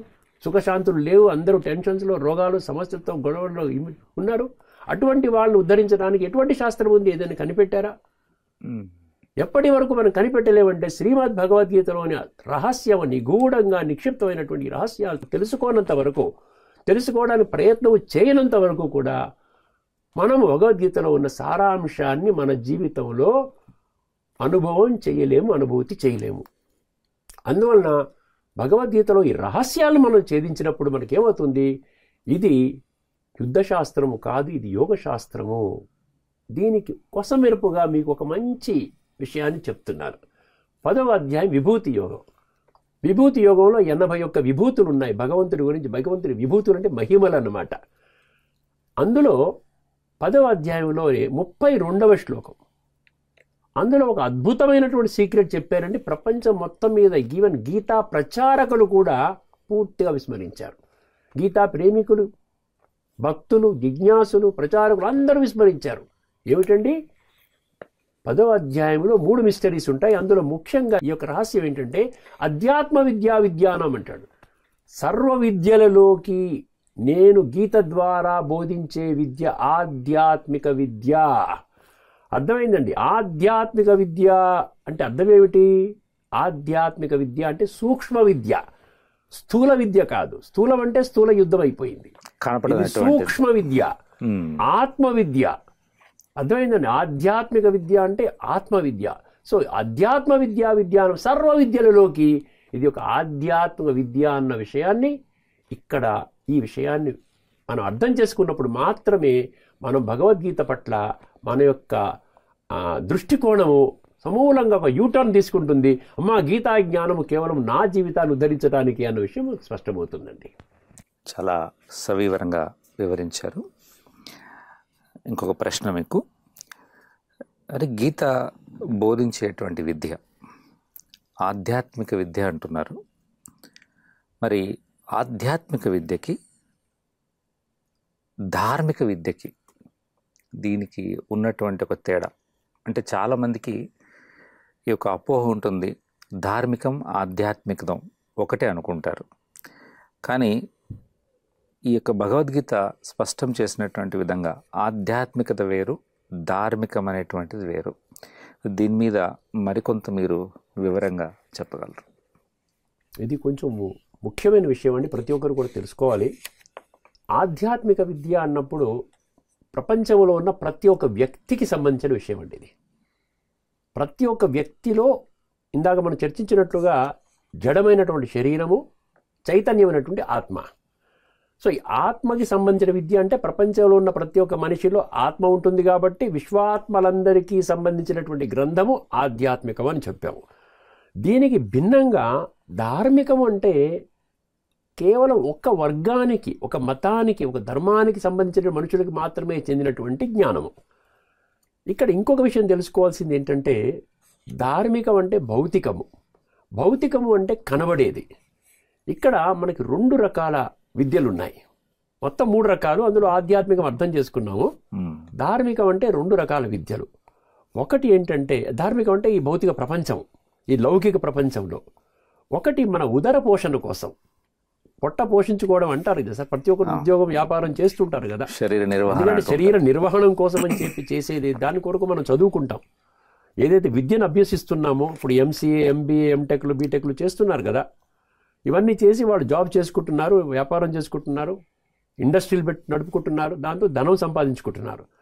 దీన్ని ఏమనొచ్చు అంటే మనం ఫిజికల్ సైన్సెస్, భౌతిక విద్య, అది ఒకటి. అది కేవలము ఈ యొక్క శరీర నిర్వహణ అంటే ఈ శరీరం ఉన్నంత వరకే మనకు ఆ విద్య మనకి పనికొస్తుంది. ఒక్కసారి ఈ శరీరాన్ని విడిచిపెట్టాము అంటే మీరు ఎన్ని 100 డిగ్రీలు మీరు చదువుకున్నా, లేకపోతే 100 కోట్లు మీరు సమకూర్చుకున్నా, ఆ డిగ్రీల ద్వారా ఉద్యోగ వ్యాపారం చేసుకుని అది ఈ శరీరంలో, ఈ బొందిలో ప్రాణం ఉన్నంత వరకు అంటారు కదా, అంతవరకే పనికొస్తుంది. అర్థమైంది? అది మొదటి విద్య. రెండవది, ఎప్పుడైతే మీరు ధార్మికము అంటున్నారో రకరకాల ధర్మాలు, హిందూ ధర్మం వేరే, అదే రకరకాలుగా క్రైస్తవ ధర్మము, ముస్లిం ధర్మము, బౌద్ధ ధర్మము, సిక్కు ధర్మము, జైను ధర్మం, ఇలాగ అనేక ధర్మాలు ఉన్నాయి. ఒక్కొక్క ధర్మానికి కూడా ఒక ధర్మ గ్రంథము కూడా తయారై ఉన్నది. అర్థమైందండి? సో బైబుల్ అనండి, లేకపోతే ఖురాన్ అనండి, ఈ విధంగా తయారై ఉంది. సో వాళ్ళు ఏ ధర్మానికి చెందినటువంటి పెద్దలు ఎవరైతే ఉన్నారో వారు ఆ విధంగా ఉన్నటువంటి వాళ్ళ ధర్మ గ్రంథములో ఉన్నటువంటి విషయాలని మనకి అర్థం చేయిస్తారు. ఆ ధర్మాన్ని విశ్వసిస్తున్నటువంటి వాళ్ళకి అర్థం చేయిస్తారు. సో అది ధార్మిక విద్య అయింది. ఇందాక నేను చెప్పింది భౌతిక విద్య, అది మన ఉదర నిర్వహణం, శరీర పోషణార్థం. రెండవది ధార్మిక విద్య, ఏ ధర్మం వాళ్ళు వాడికి సంబంధించినటువంటి గ్రంథం యొక్క జ్ఞానాన్ని వాళ్ళ యొక్క మెంబర్స్కి బోధిస్తారు. ఇది 2 రకాలు. ఈ 2 కూడా శరీరానికి సంబంధించింది. అంటే ఏంటి? ఒక్క జన్మకి మాత్రమే సంబంధించింది అన్నమాట. ఈ శరీరాన్ని మనం చాలించేము అంటే మన నేర్చుకున్నటువంటి ధార్మిక గ్రంథం విద్య తెలియదు, ఇది కూడా తెలియదు. కానీ దీనికి భిన్నంగా ఆధ్యాత్మిక విద్య ఆత్మ విద్య కాబట్టి భగవద్గీతలో కూడా ఆత్మ గురించి ఏం చెప్పారు? ఆత్మ అనేది అవినాశి, నైనం చిందంతి శస్త్రాణి నైనం దహతి పావక. ఏమైనా అనేక శ్లోకాల్లో ఆత్మ పర్మనెంట్, ఆత్మ శాశ్వతము. ఆత్మకి ఎవరు కూడా దాన్ని వినాశనం చేయలేరు. శరీరం అనేది వెళుతుంది వస్తుంది, పుట్టినవాడు మరణిస్తాడు, మరణించినవాడు మళ్ళీ పుడతాడు అని గీతలో ఉంది కదా. జాతస్య హిద్రువో మృత్యు దేహినోస్మిన్ యదా దేహే, బాల్యము, యవ్వనము, కౌమారము, వృద్ధాప్యము, తర్వాత మళ్ళీ మరణము, మళ్ళీ తర్వాత ఇంకొక జన్మ. సో ఈ విధంగా గీతలో అంటే అర్థం ఏమిటి? ఆధ్యాత్మిక విద్య మన ఒక్క జన్మకి మాత్రమే పరిమితం కాదు. ఇది కాలచక్రములో ఆత్మ ఏ విధంగా అయితే శరీరాలు మార్చుకుంటూ తిరుగుతూ ఉంటుందో ఆ యొక్క జ్ఞానము ద్వారా వారి యొక్క జన్మలని శ్రేష్టంగా తయారు చేసుకోవడానికి పనికొచ్చేటువంటి విద్య ఆధ్యాత్మిక విద్య. సో ధార్మిక విద్య ఈ విధంగా కేవలం ఒక్క జన్మకి మాత్రమే పరిమితమైనటువంటి విద్య. ఈ స్పష్టత మనం గుర్తించినట్లయితే ధార్మిక విద్య గొప్పదా, ఆధ్యాత్మిక విద్య గొప్పదా అనేది మనం అర్థం చేసుకుని దాని ప్రకారంగా మన నిర్ణయం తీసుకోవాలన్నమాట. ధన్యవాదాలండి, చాలా చక్కగా వివరించారండి. మీకు ఇంకొక ప్రశ్న, మరి గీతని ఒక భౌతిక లేక స్థూలంగా హింసాత్మక యుద్ధంగా అలా ఆలోచించడానికి లేకపోతే పరిగణించడానికి గల కారణం ఏంటి? ఇంత క్లియర్గా భగవంతుడు చెప్తున్నప్పటికీ కూడా దీన్ని హింసాత్మక యుద్ధమే, ఎక్కడికి వెళ్ళినా సరే ఇది హింసలాగానే పరిగణించడానికి గల కారణం ఏంటి? దాని మీద కొంచెం మీరు వివరణ ఇవ్వగలరు? ఇది కూడా ప్రతి ఒక్కరు అర్థం చేసుకోవాలండి. శ్రీమద్ భగవద్గీతలో ప్రపంచంలో ఉన్న వాళ్ళందరూ ఇది హింసాత్మక యుద్ధముగా భావించడానికి ఒక ప్రత్యేక కారణం ఉందండి. ఎందుకంటే గీతలో ఒక 12 శ్లోకాలలో యుద్ధము, రణము, సంగ్రామము, యుద్ధము, రణము, సంగ్రామం, ఈ 3 పదాలు కూడా యుద్ధం గురించే చెప్తున్నాయి కదా. ఒక 12 శ్లోకాల్లో ఉంది. అందుకని ఈ 12 శ్లోకాల ఆధారంగా శ్రీమద్ భగవద్గీతని ఏం చెప్పారు? యుద్ధశాస్త్రంగా పరిగణించారు. కానీ ఇక్కడ మనం గమనించవలసిన మరొక ముఖ్య విషయం ఏంటంటే యుద్ధం ఎవరితో చేస్తాం? మనం శత్రువులతో చేస్తాం. కరెక్ట్. యుద్ధం మన బంధువులతో చేయము, మిత్రులతో చేయం కదండి, శత్రువులతో చేస్తాం. కానీ ఒక్కసారి ఈ 12 శ్లోకాలని పట్టుకొని మనం కూర్చొని యుద్ధం అనుకుంటున్నాం. కానీ మిగతా 574 శ్లోకాలలో 12 శ్లోకాలు తీస్తే ఎన్ని శ్లోకాలు ఉన్నాయి? 562 శ్లోకాలు ఉన్నాయి. వాళ్ళ 562 శ్లోకాలను ఏ విధంగా విస్మరించారు మీరు? అందులో ఏమన్నా యుద్ధం గురించి సపోర్ట్ చేస్తూ ఉన్నాయా? అంటే 574 శ్లోకాలు కేవలం 12 శ్లోకాల్లో ఉన్నటువంటి ఈ 3 పదాలు తీసుకొని మీరు యుద్ధశాస్త్రంగా పరిగణించి గీతని సమూలంగా యుద్ధశాస్త్రంగా అర్థం చేసుకున్నారు కదా. దానికి ఎటువంటి ఆధారాలు గీతలో లేవు కదా. ఇప్పుడు మీకు కొన్ని సీక్రెట్ చెప్తాను. యుద్ధం అనేది శత్రువులతోనే జరుపుతాం. అవును. ఇక్కడ గీతలో ఇది ఆధ్యాత్మిక దృష్టికోణములో ఎప్పుడైతే మీరు అర్థం చేసుకుంటారో ఈ సీక్రెట్ అర్థమవుతుంది. లేకపోతే భౌతికంలో మీరు అర్థం కాదు. శత్రువులంటే ఎవరు శత్రువులు అంటున్నాడు? మనం వర్తమాన సమాజంలో మనుషులను పిప్పి పీల్చేస్తున్నటువంటి పంచ వికారాలు, కామము, క్రోధము, లోభము, మోహము, అహంకారము, అసూయ, ద్వేషము, ఇవన్నీ కూడా ఏవైతే నెగిటివ్ క్వాలిటీస్ ఉన్నాయో, వికారి గుణాలు ఉన్నాయో, ఇది వర్తమానములోని మనిషి యొక్క పరమ శత్రువు అంటున్నాడు. దీనికి అనేక శ్లోకాల్లో మనకు ఆధారాలు కనబడతాయి. మచ్చుకి మీకు ఒక 2-3 శ్లోకాలు మీ ముందు ఉంచుతున్నాను. 3వ అధ్యాయంలోని కర్మయోగము 37వ శ్లోకము. అందులో ఏమంటున్నాడు? కామము, క్రోధము నీ జీవితాన్ని సమూలంగా భ్రష్టు పట్టిస్తున్నాయి, అది నీకు పరమశత్రువు అంటున్నాడు. కామయేష క్రోధయేష రజోగుణ సముద్భవ మహాశనో మహాపాప్మ విద్యేన ఇహ వైరిణం అన్నాడు. ఇహ అంటే ఈ లోకములో, విద్యేన అంటే తెలుసుకొనైనా, వైరిణం అంటే శత్రువు. వైరి అంటే శత్రువు. ఏమిటంట? కామయేష క్రోధయేష, కామము మరియు క్రోధము అది రజోగుణంలో పడేస్తుందంట. చూడండి, మనం మామూలుగా ఆధ్యాత్మికంగా మనకి 3 చెప్తారు. ఉత్తమ, మధ్యమ, కనిష్టలో ఉత్తమ అంటే సాత్వికము, మధ్యమ అంటే రాజసికము, తామసికం అంటే కనిష్ట అంటే తామసికము.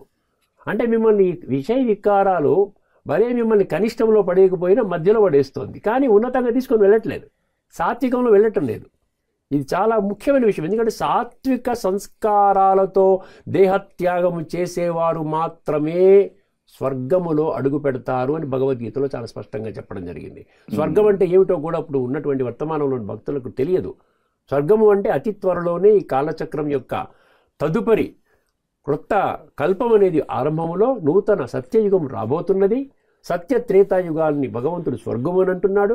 అది కేవలము సాత్విక సంస్కారాలతో దేహత్యాగము చేసిన వారికి మాత్రమే అక్కడ ప్రవేశం ఉంటుంది. అక్కడ మాత్రమే వాడు జన్మలు తీసుకుంటారు. అందుకని ఇక్కడ ఏం చెప్తున్నాడు, ఇక్కడ రజోగుణ సముద్భవ అనేశాడు. నువ్వు రజోలో పెట్టేస్తుంది అంటే నిన్నేం చేస్తుంది, ద్వాపర కలియుగాల్లోనే నువ్వు జన్మ తీసుకుంటావు, కానీ సత్య త్రేతాయుగాల్లో జన్మ తీసుకోలేవు. ఆవృతం జ్ఞానమేతేన జ్ఞానినో నిత్యవైరిణా కామరూపేణ కౌంతేయ దుష్పూరేణ అనలేనచ. ఈ కామము అనేది ఎంత భయంకరమైనటువంటి వికారము అంటే ఎన్ని మార్లు నీవు అనుభవం చేసినా తృప్తి చెందనటువంటి వికారం అంటున్నాడు. దుష్పూరేణ అన్నాడు అంటే అయిపోయింది, ఇంకా నుంచి నేను పవిత్రంగా ఉంటాను అనేటు విధానము లేదు. జీవిత కాలము కూడా ప్రాణం పోయేంతవరకు ఈ వికారము మిమ్మల్ని పీడిస్తుంది. అందుకని ఏమన్నాడు, ఆవృతం జ్ఞానమేతేన అంటే జ్ఞానాన్ని మూసేస్తుందంట. ఆవృతం అంటే కప్పబెడుతుంది. జ్ఞానమేతేన జ్ఞానినో నిత్యవైరిన, ఒక జ్ఞానికి, ఒక ఆధ్యాత్మికంగా ఎదగాలనుకున్నటువంటి ఒక జ్ఞానికి ఈ కామ వికారము పరమ వైరి, కాబట్టి నువ్వు జాగ్రత్తగా ఉండు అంటాడు. అదేవిధంగా కామము, క్రోధము, లోభము ఈ మూడు కూడా పంచవికారాల్లో మొదటి మూడు వికారాలు. ఈ మూడు వికారాలు డైరెక్ట్గా నరకానికి ద్వారాలు అని చెప్పడం జరిగింది. దైవాసుర సంపద విభాగ యోగములో 16వ అధ్యాయంలోని 21వ శ్లోకము. అందులో ఏమంటున్నాడు, ఈ మూడు వికారాలు నీవు కానీ విడిచిపెట్టకపోతే డైరెక్ట్గా నరకంలోకి వెళతావు అని చెప్తున్నాడు. మరి దీని గురించి కూడా మనుషులు ఎవరు పట్టించుకోలేదు. త్రివిధం నరకస్యేదం ద్వారం నాశనమాత్మనః కామః క్రోధః తథా లోభః తస్మాత్ ఏతత్రయం త్యజేత్. అందువలన ఈ మూడింటిని తక్షణమే విడిచిపెట్టు. ఎందుకంటే ఇది నిన్ను నరకములో పడేస్తుంది. నువ్వేదైతే స్వర్గం అనుకుంటున్నావో ఈ వర్తమాన ఈ ఒక్క జన్మలోనే నువ్వు అనుభవం చేస్తావో, తదుపరి కాలచక్రములో స్వర్గములోకి నీకు ఎంట్రీ లేదు. అర్థమైందండి? అందువల్ల ఏం చెప్తున్నాడు, ఈ విషయ వికారాలే నీకు పరమశత్రువు. ఇంకొకటి, మనం యుద్ధము అంటున్నాం, భగవంతుడే యుద్ధము చేయించాడు అంటున్నాం. భగవంతుడు యుద్ధము చేయించాడు అంటే అది ఎంతవరకు మనము అర్థం చేసుకోగలుగుతాం? అర్థం చేసుకోండి ఒక్కసారి. భగవంతుడు ఎక్కడైనా రెండు వర్గాల మధ్యలో ఈ విధంగా మధ్యలో ఏదో ఒక చిన్న డిస్ప్యూట్ ఏదో వచ్చింది, వాళ్ళకి ల్యాండ్ డిస్ప్యూట్ ఏదో వచ్చింది, ప్రాపర్టీ డిస్ప్యూట్ ఏదో వచ్చింది రెండు కుటుంబాల మధ్యలో. మనం చూస్తే కౌరవులు పాండవులు వాళ్ళంతా కూడా రెండు కుటుంబాలు, వాళ్ళ మధ్యలో ఏదో భూమి డిస్ప్యూట్ వచ్చింది, మాకు 5 ఊళ్ళు ఇవ్వండి అంటే మేము ఇవ్వనంటే యుద్ధానికి దారితీసింది. అది విశ్వవ్యాప్తంగా ఉన్న యుద్ధం ఎట్లా అవుతుంది? యూనివర్సల్ ఎట్లా అవుతుంది? రెండు కుటుంబంలో జరిగే యుద్ధం అనేది కుటుంబానికి పరిమితం అవుతుంది. ఈరోజు మనం వర్తమానంలో చూస్తున్నాం కదా, ఎన్నో ఇష్యూస్ వస్తున్నాయి, భూ తగాదాలు అనండి, లేదా ప్రాపర్టీ డిస్ప్యూట్స్, కోర్టు తగాదాలు వస్తున్నాయి. సో ఆ విధంగా కూడా ఆలోచించాలి. ఇంకొక విషయం, భగవంతుడు ఏదైనా ఒక వ్యక్తి అధర్మ మార్గంలో నడుస్తున్నాడు అంటే వారిని నీవు వధించాలి అన్న సందేశం కూడా, ఇది యుద్ధశాస్త్రంగా భావించినట్లయితే ఒక తప్పుడు సందేశం కూడా వెళుతోంది, భగవంతుడి పేరు మీద వెళుతోంది. ధర్మం, వైలెన్స్. ఇప్పుడు మీరు చంపొచ్చనే కదా. ఇప్పుడు భగవద్గీత సారం ఏంటి? యుద్ధశాస్త్రం అనుకుంటే వాళ్ళు నీకు భూమి ఇవ్వనన్నారు కాబట్టి వాళ్ళంతా అధర్మంలో నడుస్తున్నారు, నేను ధర్మ మార్గంలో నీకు బోధిస్తున్నాను, వాళ్ళని వధించవచ్చు అంటే ఇప్పుడు ఉన్నటువంటి కలియుగంలో ఉన్న ఈ యొక్క లీగల్ సిస్టంలో కూడా ఆ విధంగా లేదండి. ఎవరైనా నా భూమి లాక్కున్నారంటే నేను వాళ్ళు చంపమని ఎక్కడా లేదు కదా. అక్కడ గీతలో ఈ విధంగా జరిగిందండి, నేను అందుకని నేను చంపుతున్నానంటే ఊరుకోటి జైల్లో పెట్టేస్తారు. మనకి చట్టాలు ఉన్నాయి, పోలీస్ స్టేషన్లు ఉన్నాయి, కోర్టులు ఉన్నాయి, వ్యవహారం ఉంది, నడిపించుకుంటూ మన దాన్ని పరిష్కరించుకోవాలి. అందుకని భగవంతుడు ఈ విధంగా ఇటువంటి ప్రేరణ ఇవ్వటం అనేది కూడా ఒకసారి బుద్ధినేత్రాన్ని తెరుచుకొని మనం ఆలోచించుకుంటే మనకు అర్థమవుతుంది. ప్రపంచంలో ఉన్న వాళ్ళందరూ కూడా నా సంతానం అని చెప్పాడు కదా గీతలో 9వ అధ్యాయం 17వ శ్లోకంలో. అవును, పితాహమస్య జగతః మాతా ధాతా పితామహ అన్నాడు. ఇక్కడ మీకు 6వ అధ్యాయంలో 9వ శ్లోకం మీ దృష్టి తీసుకొస్తాను. ఎందుకు నేను అధ్యాయము శ్లోకం చెప్తున్నాను అంటే ఇందులో భగవద్గీతలో ఉన్నది చెప్తున్నాను నేను. మీరు ఏదైతే భావిస్తున్నారో అది భగవద్గీతలో ఉన్నదా లేదా అని మీరు చూసుకోలేదు. చూసుకోకుండా రకరకాలుగా మీరు భావించుకుంటూ ఆ విశ్వాసంతో వెళుతున్నారు. తప్పు లేదు, మీరు చూసుకుంటే మీ యొక్క మార్గం మార్చుకోవచ్చు కూడా. 6వ అధ్యాయం 9వ శ్లోకంలో ఏం చెప్తున్నాడంటే ప్రపంచంలో ఉన్న మొత్తం జనాభా ఏదైతే ఉందో 9 గ్రూప్స్ కింద విభజించాడు. 9 గ్రూప్స్ అండి, మొత్తం అంతా 850 కోట్లు 9 గ్రూప్స్గా పెట్టాడు. ఈ అందరి పట్ల నీకు సమభావన ఉండాలి అంటున్నాడు. అందరి పట్ల సమభావన ఉండాలి అన్నప్పుడు ఎక్కడ యుద్ధం వస్తుంది? ఫిజికల్ యుద్ధం ఎక్కడ వస్తుంది? చంపమని ఉండాలి కదా. ఒకసారి ఆ శ్లోకం వినండి. సుహృన్మిత్రార్యుదాసీన మధ్యస్థద్వేష్య బంధుషు సాధుస్వపి చ పాపేషు సమబుద్ధిర్విశిష్యతే. వీళ్ళందరి పట్ల సమాన బుద్ధి ఉంటే నీవు నాకు దగ్గర అవుతావు, నేను ఇష్టపడతానంటున్నాడు కదా. ఒకసారి 9 మంది ఎవరండి? సుహృద్ అంటే వెల్ విషర్స్, నా మంచి కోరుకునేవారు. మిత్ర అంటే నా ఫ్రెండ్స్. అర్థమైందండి. నాకు ఇంక ఫ్రెండ్ అంటే కొంచెం ఇంకా క్లోజ్ అనమాట. సుహృద్ అంటే అందరు వెల్ విషర్సే కదా. అవును. అరి అంటే శత్రువులు. అరి అంటే సంస్కృత శత్రువులు. సుహృన్మిత్రారి ఉదాసీన ఇండెఫినెట్గా ఉంటారు, పట్టించుకోండి బస్ అయిపోయింది. ప్రతి ఒక్కరు అందరూ ఒకలా ఉండరు కదండి, ఎవరు సంస్కారం ప్రకారంగా వాడు బతుకుతున్నాడు. సుహృన్మిత్రారి ఉదాసీన మధ్యస్థ, న్యూట్రల్, అటుగాడు ఇటు కాకుండా ఉంటాడు, మధ్యస్థ. సుహృన్మిత్రారి ఉదాసీన మధ్యస్థ ద్వేష్య, నీవు ఎవరి పట్ల నీకు ద్వేషం పట్టుకుంటున్నావు అది కూడా ద్వేషాన్ని విడిచిపెట్టు, వాడిని కూడా ప్రేమించు. బంధువులు అంటే న్యాచురల్గానే మనం ప్రేమ వ్యవహారంతో డీల్ చేస్తాం. సుహృన్మిత్రార్యుదాసీన ద్వేష బంధు సాధుస్వపిచ పాపేషు. సాధువులు అంటే సన్యాసులు అనండి, ఏదన్నా మంచి కర్మలు చేసేవాళ్ళని కూడా సాధువులు అంటారు, సత్పురుషులు. వాళ్ళు ఎలాగైనా గౌరవిస్తాము. సాధుస్వపిచ పాపేషు, పాప కర్మలు చేసేవాడిని కూడా నీవు వాడి పట్ల చెడు భావన, ఈ ద్వేష భావన ఉండకూడదు. అందరి పట్ల నీకు సమాన భావన ఉండాలి అన్న విషయం 6వ అధ్యాయంలో 9వ శ్లోకంలో చాలా స్పష్టంగా చెప్పాడు. ఇలాగే అనేక శ్లోకాలను భగవంతుడు ఏం చెప్తున్నాడు? అందరి పట్ల, ఎవరి పట్ల అసూయ ఉండొద్దు, ఎవరి పట్ల ద్వేషం ఉండొద్దు, ఎవరిని కూడా బాధ పెట్టకూడదు, ఎవరికి దుఃఖాన్ని కలిగించవద్దు, అహంకారంతో ఉండవద్దు, కోపం ఉండకూడదు. ఇవన్నీ చెప్తే యుద్ధం కలుగుతుంది చెప్పండి, ఒకసారి ఆలోచించండి. అందుకని భగవద్గీత యొక్క సారము ఆధ్యాత్మిక అభ్యుదయము. సమస్త మానవాళి కూడా ఆధ్యాత్మికంగా ఎదగాలి. వాళ్ళు అందరూ కూడా కలిసిమెలిసి ఆ హిందూ ధర్మంలో ఒక 4 పదాలు మనం ఎక్కువగా ఈ యొక్క నినాదాల కింద చెప్పుకుంటాం. సర్వే జనాః సుఖినో భవంతు. ఎక్కడా కూడా హిందూ ధర్మం యొక్క వారు సుఖినో భవంతు, లేకపోతే భారతదేశం వాళ్ళు సుఖినో భవంతు, మిగతా వాళ్ళు అంతా దుఃఖినో భవంతు అంటామని చెప్పండి.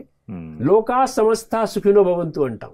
అక్కడెక్కడైనా ఇప్పుడు సర్వే జనా దాంట్లో ఎక్కడైనా నా కులం వాడు సుఖంగా ఉండాలి, నా దేశం వాడు సుఖంగా ఉండాలి అనుకుంటామేమోనని మళ్ళీ లోకా సమస్త అన్నాడు. అంటే లోకంలో ఉన్నటువంటి 850 కోట్ల మంది కూడా సుఖంగా ఉండాలని మన హిందూ ధర్మం చెప్తోంది కదా. లోకా సమస్త సుఖినో భవంతు. సర్వమానవ సౌభ్రాతృత్వము, సోదర భావము, యూనివర్సల్ బ్రదర్హుడ్ అన్నాం. అక్కడ యూనివర్సల్ అన్న పదం వచ్చింది కదా.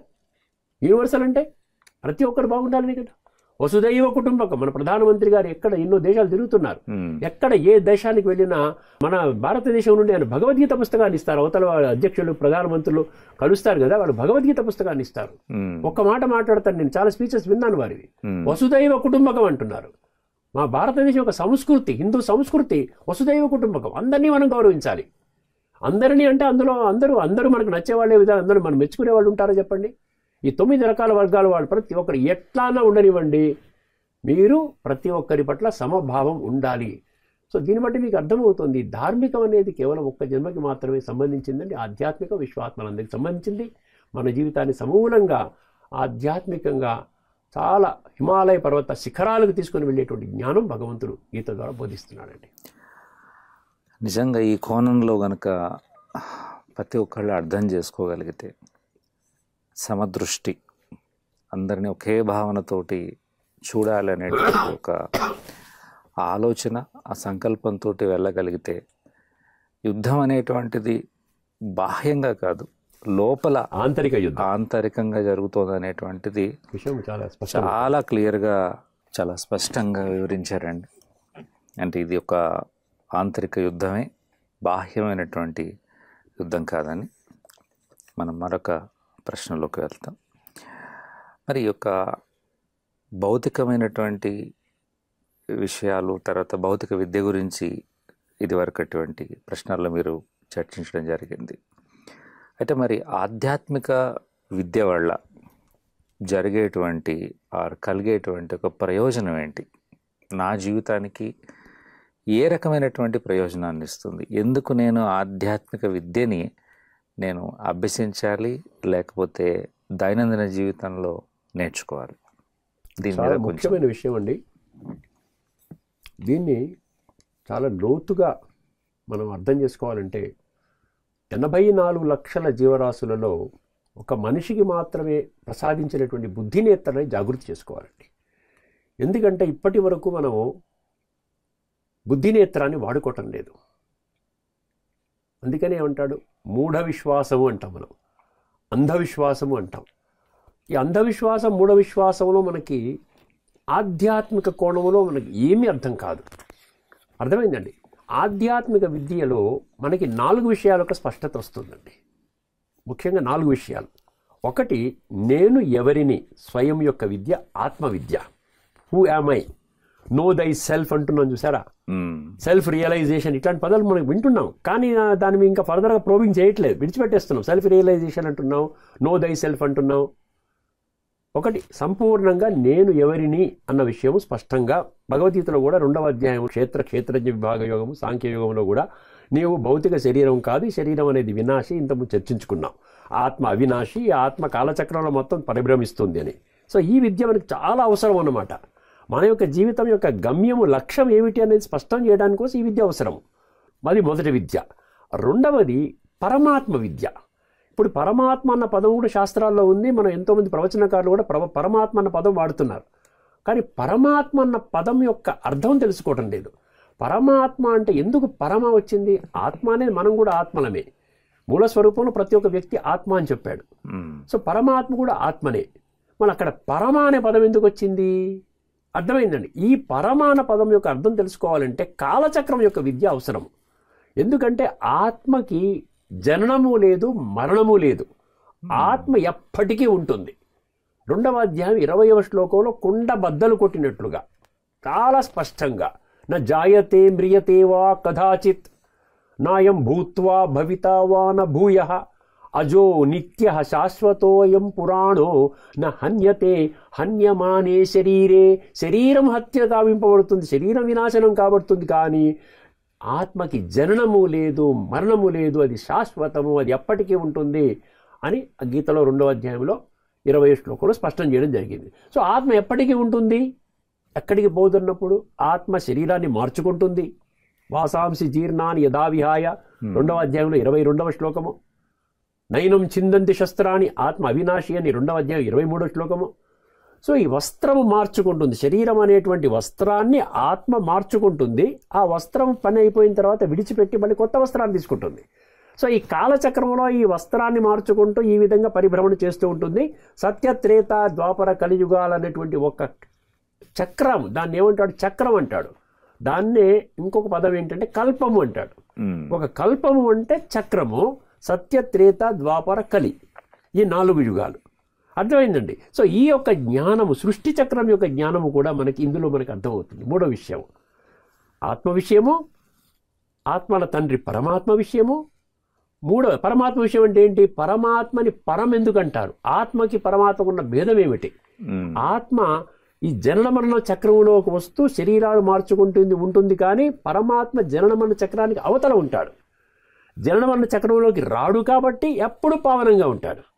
అది పరమాత్మ. దాన్ని చాలా డీటెయిల్డ్గా భగవద్గీతలో చాలా స్పష్టం చేయడం జరిగింది. పరమాత్మకి నామ, రూప, దేశ, కాల, గుణ, కర్తవ్య, సంబంధ సంపూర్ణ పరిచయం భగవంతుడే చాలా డీటెయిల్డ్గా భగవద్గీతలో చెప్పడం జరిగింది. అర్థమైంది? సో పరమాత్మ విద్య. 3వది కాలచక్ర విద్య. కాలచక్రం అంటారు, సృష్టి చక్రం అంటారు, కల్పం యొక్క విద్య అంటారు. 4వది చాలా ముఖ్యమైనది. ఈరోజు వర్తమానంలో మనం చూస్తూ ఉంటే చాలా వరకు అత్యధిక శాతంలో మనుషులు శ్రేష్ఠ కర్మ, భ్రష్ట కర్మ.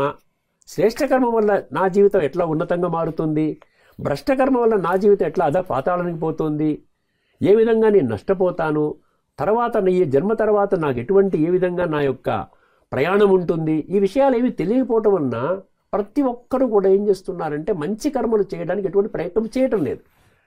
ఇప్పుడు వర్తమానంలో అంతా కూడా రాంగ్ డీడ్స్ జరుగుతున్నాయి, అందరూ ఒప్పుకుంటున్నారు కదండి. ప్రతి ఒక్కరు కూడా ఇప్పుడు స్మగ్లింగ్, లూటింగ్, మర్డర్లు ఇవన్నీ జరుగుతున్నాయి. కల్తీలు, దుఃఖపెట్టడం, లంచగొండితనము, స్కాములు, స్కాండల్స్, ఎన్ని రకాలుగా జరుగుతుంది చూసారు. మళ్ళీ వాళ్ళు కూడా ప్రార్థనలు చేస్తున్నారు కదా, వాళ్ళు కూడా వాళ్ళ పూజలు చేస్తున్నారు, వాళ్ళు కూడా తీర్థయాత్రకు వెళ్తున్నారు, వాళ్ళు కూడా సర్వే జన సుఖినోభవంతో అనుకుంటున్నారు. లోకా సమస్త సుఖినోభవంతో, వసుదైవ కుటుంబం వాళ్ళ నోటి నుంచి కూడా వస్తుంది. మళ్ళీ వసుదైవ కుటుంబం అన్నప్పుడు ప్రపంచం అంతా ఒక కుటుంబం ఏ విధంగా అవుతుంది? ప్రపంచానికి అందరికీ కూడా, విశ్వాత్మలందరికీ ఒక తండ్రి అన్న విషయం భగవద్గీతలో ఎంత స్పష్టంగా ఇవ్వడం జరిగిందో అప్పుడు అర్థం చేసుకున్నప్పుడు మాత్రమే మనం ఆ విధంగా అర్థం చేసుకోగలుగుతాం. అందుకని ఇక్కడ ఏమన్నాడు, 4వ విషయం ఏంటంటే కర్మల గుహ్యగతి. కర్మల యొక్క, నువ్వు మంచి కర్మ చేస్తే నీ జీవితం ఎంత అద్భుతంగా తయారవుతుంది, ఈ జీవితంలో కూడా చక్కగా సుఖంగా శాంతిగా ఆనందంగా ప్రేమగా బ్రహ్మాండంగా సౌఖ్యంగా ఆరోగ్యంతో మంచిగా అందరితో పాటు కలివిడిగా మంచి సంబంధాలతో ఎక్కడ టెన్షన్స్కి సమస్యలకి రోగాలకి తావు లేకుండా బ్రహ్మాండమైన జీవితం నీకు లభిస్తోంది. సంస్కార పరివర్తన చేస్తుంది నీకు. ఎందుకంటే గీతలో చాలా స్పష్టంగా, ఎంత స్పష్టంగా చెప్పాడంటే, మనం మామూలుగా భక్తి మార్గంలో లౌకిక మార్గంలో ధార్మిక మార్గంలో ఏమనుకుంటామంటే మనిషి ఏది తీసుకొని రాలేదు, ఏది తీసుకొని వెళ్ళడు, ఒంటరిగా వచ్చాడు, ఒంటరిగా పోతున్నాడు అంటారు. కానీ భగవద్గీత ఈ విషయాన్ని ఖండిస్తుంది.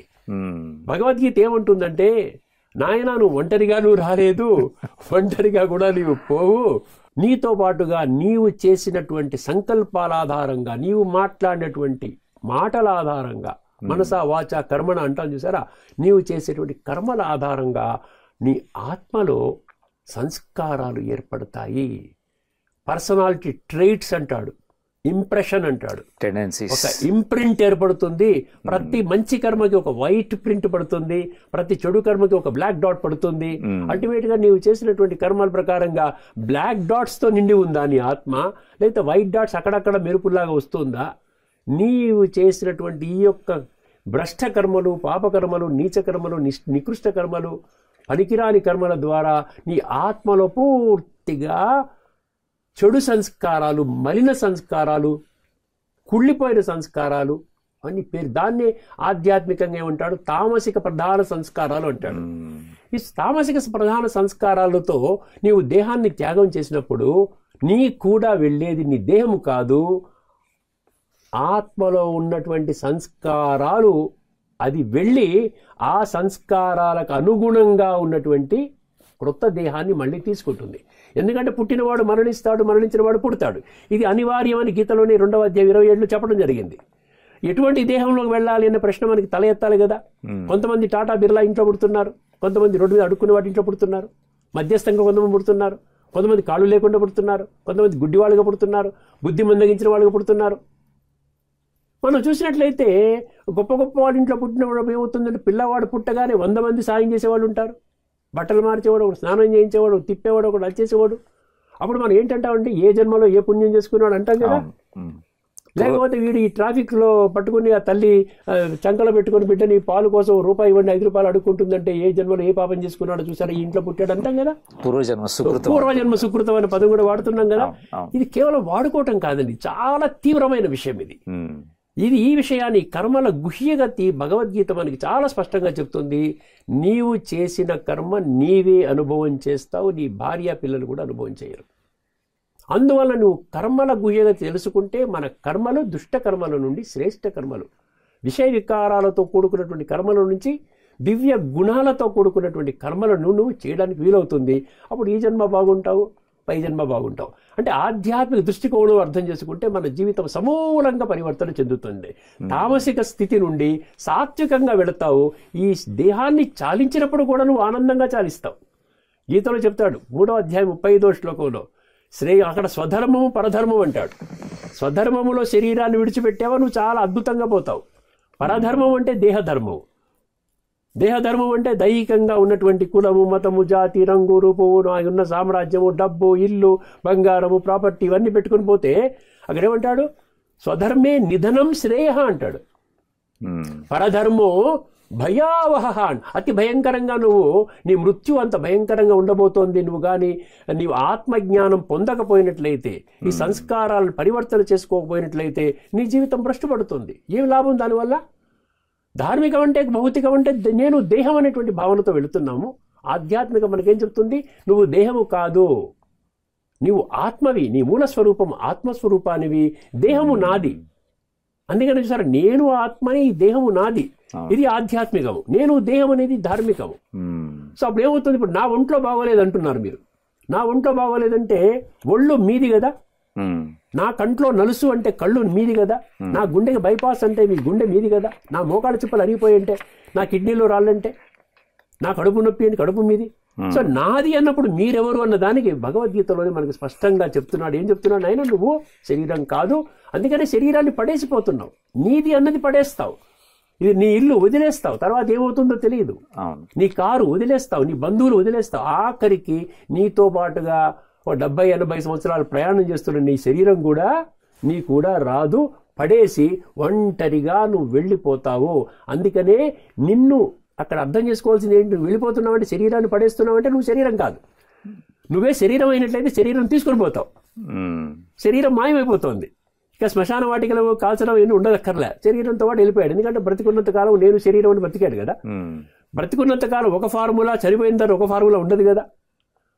ఇప్పుడు మనకేమర్థమవుతుంది? వెళ్ళిపోయిన ఆయన శరీరాన్ని విడిచిపెట్టిపోతున్నాడు అంటే వెళ్ళిపోయిన ఆయన శరీరం కాదు.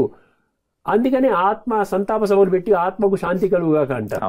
ఇప్పుడు భగవంతుడు ఏమంటున్నాడు? చనిపోయిన వ్యక్తికి నువ్వు శాంతిని ప్రసాదించడం కాదు, బ్రతికున్నావు అంటే నీలో ఆత్మ ఉంది. శరీరం విడిచిపెట్టాడు, శవం అంటే ఇక్కడ శవం ఉంది దీని మీద, అది అందులో ఆత్మ లేదు కాబట్టి శవం అన్నారు దాన్ని. అది ఒక జడం మాత్రమే ఉంది, దాని రంపంతో కోసినా అదేం పట్టించుకోదు. అదే ఇప్పుడు నీలో ఆత్మ ఉంది, శరీరం రెండు ఉన్నాయి. నీకు సూది కూర్చున్నట్టు అమ్మ అంటావు. ఆ తేడా చూసారా? ఈ తేడా మనకు ఆధ్యాత్మికం తెలుస్తుంది. అప్పుడు మనకు ఒక షిఫ్ట్ వస్తుంది అనమాట. దేహభ్రాంతి నుండి ఆత్మిక స్థితిలోకి వస్తాం. అందుకని దేహాభిమానము ఆత్మాభిమానం అంటాం. సో ఇక్కడ నుంచి ఇక్కడ షిఫ్ట్ వస్తుంది. న్యాచురల్లీ మన ప్రయాణం అద్భుతంగా ఉంటుందండి. ఈ జన్మ బాగుంటుంది, పై జన్మ కూడా శ్రేష్టంగా ఉంటుంది. ముఖ్యంగా ఆధ్యాత్మిక జ్ఞానం తెలుసుకోవటం వలన ఇన్ని లాభాలు ఉన్నాయండి. చాలా అద్భుతంగా వివరించారు. ఎందుకంటే ఒక భయం, ఒక రకమైనటువంటి యాంగ్జైటీ, కోపం, చిరాకు, ఒక అభద్రత, ఇవన్నీ కూడా ఈ యొక్క ఆధ్యాత్మికతని తెలుసుకుంటే, ఆధ్యాత్మికత సాధన చేస్తే ఈ రకమైనటువంటి రుగ్మతల నుంచి కూడా బయటపడడానికి ఈ యొక్క జ్ఞానం అనేటువంటిది చాలా ఉపయోగపడుతుంది. చాలా చక్కగా వివరించారు. అయితే ఇంకొక ప్రశ్న మీకు, మరి ఈ రహస్యాలను ఛేదించడం ఎలా? ఇప్పుడు గీత అంతా కూడా సీక్రెట్స్ అంటున్నారు. తర్వాత ఈ యొక్క ఆధ్యాత్మికత అంటే ఇన్విజిబుల్, కనిపించకుండా ఉన్నటువంటిది. భౌతికం ఆధ్యాత్మికం అనేటువంటి దాంట్లో ఈ యొక్క క్లారిటీ వచ్చింది. మరి దీన్ని ఒక ఆత్మికతని ఛేదించాలంటే, ఈ యొక్క ఆత్మికమైనటువంటి విద్యని తెలుసుకోవటానికి, మరి దీన్ని డైసెక్ట్ చేసుకొని నాకుగా నేను అర్థం చేసుకోవాలంటే మరి ఎలాంటి సత్యాలను ఇది స్పష్టం చేస్తుంది? దీని మీద ఇంకా కొంచెం క్లారిటీ ఇవ్వండి. ఇప్పుడు ముఖ్యంగా అండి, ఆధ్యాత్మిక జ్ఞానం వల్ల మనకి నేను ఎవరు అన్న విషయం స్పష్టమవుతుందని మేము తెలుసుకున్నాం. అదేవిధంగా ప్రపంచంలో ఉన్న విశ్వాత్మలందరికీ ఒక్కరే భగవంతుడని గీతలో చాలా స్పష్టత ఉంది. అర్థమైందండి. భగవాన్ ఉవాచ అన్నారు చూసారా, భగవంతుడు ఉవాచ అని లేదు. శ్రీమద్ భగవద్గీత అన్నారు కానీ భగవంతుల గీత అని లేదు. ఈ రోజున ఈ ఒక్క విషయంలో మనకి స్పష్టత లేకపోవటం వలన భగవంతుణ్ణి మనము ఎంత ఉన్నతంగా మనం భావించాలో అంత ఉన్నతంగా మనం భావించటం లేదు. ఈ రోజున మనం ఏం చేస్తున్నామండి? కేవలం ఒక 5-10 నిమిషాలు పూజ చేసుకుంటున్నాం. ప్రతిరోజు ఇంట్లో పూజా మందిరం పెట్టుకుని ఒక 10 నిమిషాలు పూజ చేసుకుంటున్నాం, ఏదో 4 మంత్రాలు చదువుకుని పూజ చేసుకుంటున్నాం, తప్పు లేదు. తర్వాత మనం మర్చిపోతున్నాం. మళ్ళీ 24 గంటల తర్వాతనే మళ్ళీ మన పూజా గదిలోకి వస్తున్నాం. ఏదో వారంకి ఒకసారి గుడికి వెళుతున్నాం, లేదా సంవత్సరానికి ఒకసారి ఒక తీర్థయాత్రకు వెళుతున్నాం, ఏదో అప్పుడప్పుడు ఏదో యజ్ఞంలో యాగంలో పాల్గొంటున్నాం, లేదా అప్పుడప్పుడు ఒక మంచి ప్రసంగంకర్త ఎవరైనా వచ్చినప్పుడు మన ఊళ్ళోకి వింటున్నాం. అంటే ఈ విధంగా తప్ప మన భగవంతుడికి మనము అంతకంటే ప్రాధాన్యత ఇవ్వటం లేదు. ఒక్కసారి అర్థం చేసుకునే ప్రయత్నం చేయండి. ఎప్పుడు మనం భగవంతుడికి మనం అత్యంత ప్రాధాన్యత ఎప్పుడు ఇస్తాము అంటే మనకి మనము ప్రాధాన్యత ఇచ్చుకున్నప్పుడు. ఇప్పుడు నేను దేహం అనుకున్నంత వరకు మన విధానం అంతా ఇదేగా ఉంటుందండి. ఎందుకు? నువ్వు దేహం కాదు కదా. గీతలో ఏం చెప్తున్నాడు? నువ్వు దేహం కాదు, నువ్వు ఒక ఆత్మవి. దేహం అనేది నీది, నువ్వు వాడుకోవడానికి నీకు అది ఒక పొలం అన్నాడు 13వ అధ్యాయంలో. క్షేత్రము క్షేత్రజ్ఞుడు అంటే, క్షేత్రం అంటే పొలం, అదొక పొలము. పొలము వేరు, పొలము యజమాని వేరు. 2వ అధ్యాయంలో అదొక వస్త్రం అన్నాడు. అర్థమైంది. ఇంకో దగ్గర స్వధర్మం పరధర్మం అన్నాడు. ఆత్మ వేరు శరీరం వేరు అన్న ప్రాథమిక మూల సిద్ధాంతం భగవద్గీత చెప్తోందండి. ఈ ఒక్క సిద్ధాంతం మీద మనం గట్టిగా పట్టుదలగా కూర్చొని మనం కానీ అర్థం చేసుకుంటే ఆత్మల తండ్రి పరమాత్మ. ఇక్కడ పరమాత్మ గురించి కూడా చాలా బాగా మనము పూజల్లో, మనం ప్రార్థనల్లో, మన మంత్రాల్లో, మన ఈ విధంగా శాస్త్రాల్లో చాలా బాగా చెప్తాడు. భగవంతుడి గురించి ఏం చెప్తాడు? భగవంతుడు ఒక్కరే, గాడ్ ఈజ్ వన్ అంటాడు. భగవంతుడు ఒక్కరే పరమ సత్యము అంటాం. భగవంతుడు గాడ్ అలోన్ ఈజ్ ట్రూత్ అంటాం. భగవాన్ ఈ పరమ సత్య హై అంటాం. ఇంకేమంటామండి భగవంతుడు గురించి? భగవంతుడు అందరికీ తండ్రి అంటాం. త్వమేవ మాతా చ పితా త్వమే, మీరు అంటారు, నేను అంటారు, ప్రపంచంలో అందరూ కూడా వాడు హెవెన్లీ గాడ్ ఫాదర్ అంటారు, మీరు తల్లి తండ్రి అంటారు. అంటే అందరికీ తండ్రి ఒక్కడే అంటారు. ఇంకా ఏమంటారు? భగవంతుడిని దివ్య గుణాల సాగరుడు అంటారు. ఎక్కడైనా భగవంతుడి గురించి లోభ సాగరుడు, అహంకార సాగరుడు అని చెప్పారా? దివ్య గుణాల సాగరుడు, ఆనంద సాగరుడు, ప్రేమ సాగరుడు, పవిత్రతా సాగరుడు, శక్తి సాగరుడు, ఈ విధంగానే చెప్పడం జరిగింది కదండి. సర్వశక్తిమంతుడు అంటారు, ఓమ్ని పొటెంట్ అంటారు, దివ్య గుణాల సాగర్. ఇంకోటి జ్ఞాన సాగరుడు అంటారు. జ్ఞానం అంటే ఏమిటి? జ్ఞానం అంటే కూడా మనకు స్పష్టత లేదు కదా. జ్ఞానం అంటే గీతలో ఏం చెప్తున్నాడు? ఆధ్యాత్మిక జ్ఞానం అంటే కాలచక్ర జ్ఞానం, సృష్టి యొక్క ఆది, మధ్య మరియు అంతిమము. ఈ మొత్తము కాలచక్ర జ్ఞానం తెలుసుకున్నప్పుడు మీ యొక్క దృక్కోణం మారిపోతుంది, మీ జీవన ప్రయాణమే మారిపోతుంది, నెగిటివ్ నుంచి పాజిటివ్లోకి వెళ్ళిపోతుంది. ఒక భగవద్గీతలోనే భగవంతుడు చాలా స్పష్టంగా ఏం చెప్తున్నాడు అంటే, ఈ కాలచక్రానికి అవతల ఉంటాను కాబట్టి నేను పరమ పావనుణ్ణి, ఎప్పటికీ పతితము కాను.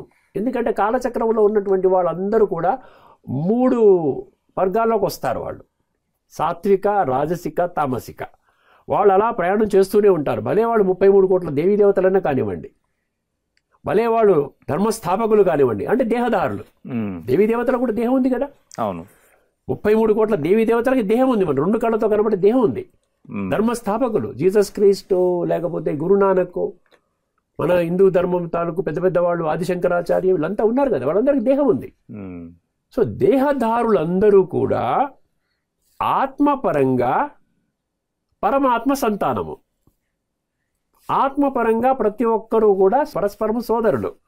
ఆత్మపరంగా భలేవాళ్ళు దేవీ దేవతలు కావచ్చు, భలేవాళ్ళు ధర్మస్థాపకులు, భలేవాళ్ళు సాధువులు, సంతులు, ఋషులు, మునులు, మహామండలేశ్వరులు, జగద్గురువులు, పీఠాధిపతులు, ఎన్నైనా చెప్పుకోండి. మీరు ఈ రోజున అందరూ ఉన్నారు, మనం ఎవరిని అగౌరవపరచడం లేదు. ఉన్న విషయం ఏంటంటే శరీరధారులు 2 అని తెలుసుకున్నాం. శరీరము, ఆత్మ. శరీరానికి ఏ విధంగా జన్మనిచ్చిన తల్లి తండ్రి ఉంటారో, ఆత్మకి కూడా తల్లి తండ్రి ఉంటాడు, పరమాత్మ, భగవంతుడు, ఈశ్వరుడు. గీతలో చాలా స్పష్టంగా ఉంది. అర్థమైందండి. ఎప్పుడైతే ఈ విషయం మనం తెలుసుకుంటామో, మన యొక్క దృష్టికోణము ఒక్క జన్మకి మాత్రమే పనికొచ్చేటువంటి ఈ యొక్క స్థూల ఇంద్రియ సుఖాన్ని అనుభవం చేయడం కొరకు మనం ఏం తాపత్రయపడుతూ మన జీవితాన్ని పూర్తిగా అంకితం చేస్తున్నామో, దాని నుండి కొంత సమయం తీసుకొని కాస్త ఆత్మజ్ఞానం వైపు, కాస్త పరమాత్మ జ్ఞానం వైపు, ఆ విధంగా రాజయోగం వైపు, సంస్కార పరివర్తన వైపు, ఇవన్నీ మనకి అర్థమవుతుంది. పరమాత్మ ఒక్కరినే పతిత పావనుడు అంటారు. ఎందుకంటారు చెప్పండి? వారు ఎప్పుడు పతితము కారు. ఇక్కడ దేవీ దేవతలు సైతము సదాపావనం కాదు అంటున్నాడు భగవంతుడు. సదాపావనం కాదు. సత్యత్రేతాయుగాల్లో ఉన్నప్పుడు మాత్రమే ఆ 33 కోట్ల మందిని పావనంగా అంటారు. మళ్ళీ వాళ్లే శరీరాలు మార్చుకుంటూ ద్వాపరయుగంలో వచ్చినప్పుడు వాళ్ళని మనుషులు అంటున్నారు. మళ్ళీ ఆ విధంగా మార్చుకుంటూ కలియుగంలోకి వచ్చినప్పుడు వాళ్ళని మళ్ళీ అసురులు అంటున్నారు, రాక్షసులు అంటున్నారు. ఈ విధంగా కాలచక్రంలో సాత్విక, రాజసిక, తామసిక. గీతలో అందుకని ఏం చెప్పాడు? పరమాత్మాన్ని నేనొక్కడిని మాత్రమే, నేను తప్ప ప్రతి ఒక్క దేహధారి కాలచక్రంలోకి రావలసిందే, త్రిగుణాల ప్రభావంలోకి రావలసిందే. త్రిభిర్గుణమయైర్భావైరేభి సర్వమిదం జగత్ మోహితం నాభిజానాతి మామేభ్య పరమవ్యయం. ఈ త్రిగుణాలలో మోహితులైనటువంటి వాళ్ళు త్రిగుణాతీతుడైనటువంటి పరమాత్మలైన నన్ను తెలుసుకోలేకపోతున్నారు. అర్థమైందండి? ఇప్పుడు దేవీ దేవతల్ని మనం ఈ రోజున భగవంతుడిగా ఆరాధిస్తున్నాం. లేకుండా ఉంటే ఒక ధర్మస్థాపకుడిని కూడా భగవంతుడిగా ఆరాధిస్తున్నాం. ఇక్కడ ప్రతి ఒక్కరు బుద్ధినేత్రాన్ని తెరుచుకొని అర్థం చేసుకుంటే ఒక విషయం స్పష్టమవుతుంది. దేహధారులందరూ కూడా సదా పావనము కారు, సదా దివ్యగుణాల విషయం కాదు, వాళ్ళు పరివర్తన చెందుతారని చెప్తున్నాడు కదా. భగవంతుడు ఒక్కడు సదా పావనంగా ఉంటాడు, దివ్య గుణాల సాగరుడు. 10వ అధ్యాయంలో 32వ శ్లోకం చూడండి. సర్గాణామాదిరంతశ్చ మధ్యం చైవాహమర్జున అంటాడు. సర్గం అంటే సృష్టి, ఈ సృష్టి యొక్క ఆది మధ్య అంతిమం ఉంది. సర్గాణం ఆదిరంతశ్చ మధ్యం చ, ఆది మధ్య అంతం యొక్క సంపూర్ణ జ్ఞానం నా దగ్గర ఉన్నది. నేను చక్రంలో రాను. నేను కూడా చక్రంలోకి వస్తే, నేను కూడా పతితంగా అయిపోతే మనుషులు ధరించేవాళ్ళు ఎవరు? శరీరధారులు అందరూ చక్రంలోకి వస్తారు. చక్రంలోకి వచ్చేటువంటి వాళ్ళు సదా పావనులు అనడానికి లేదు.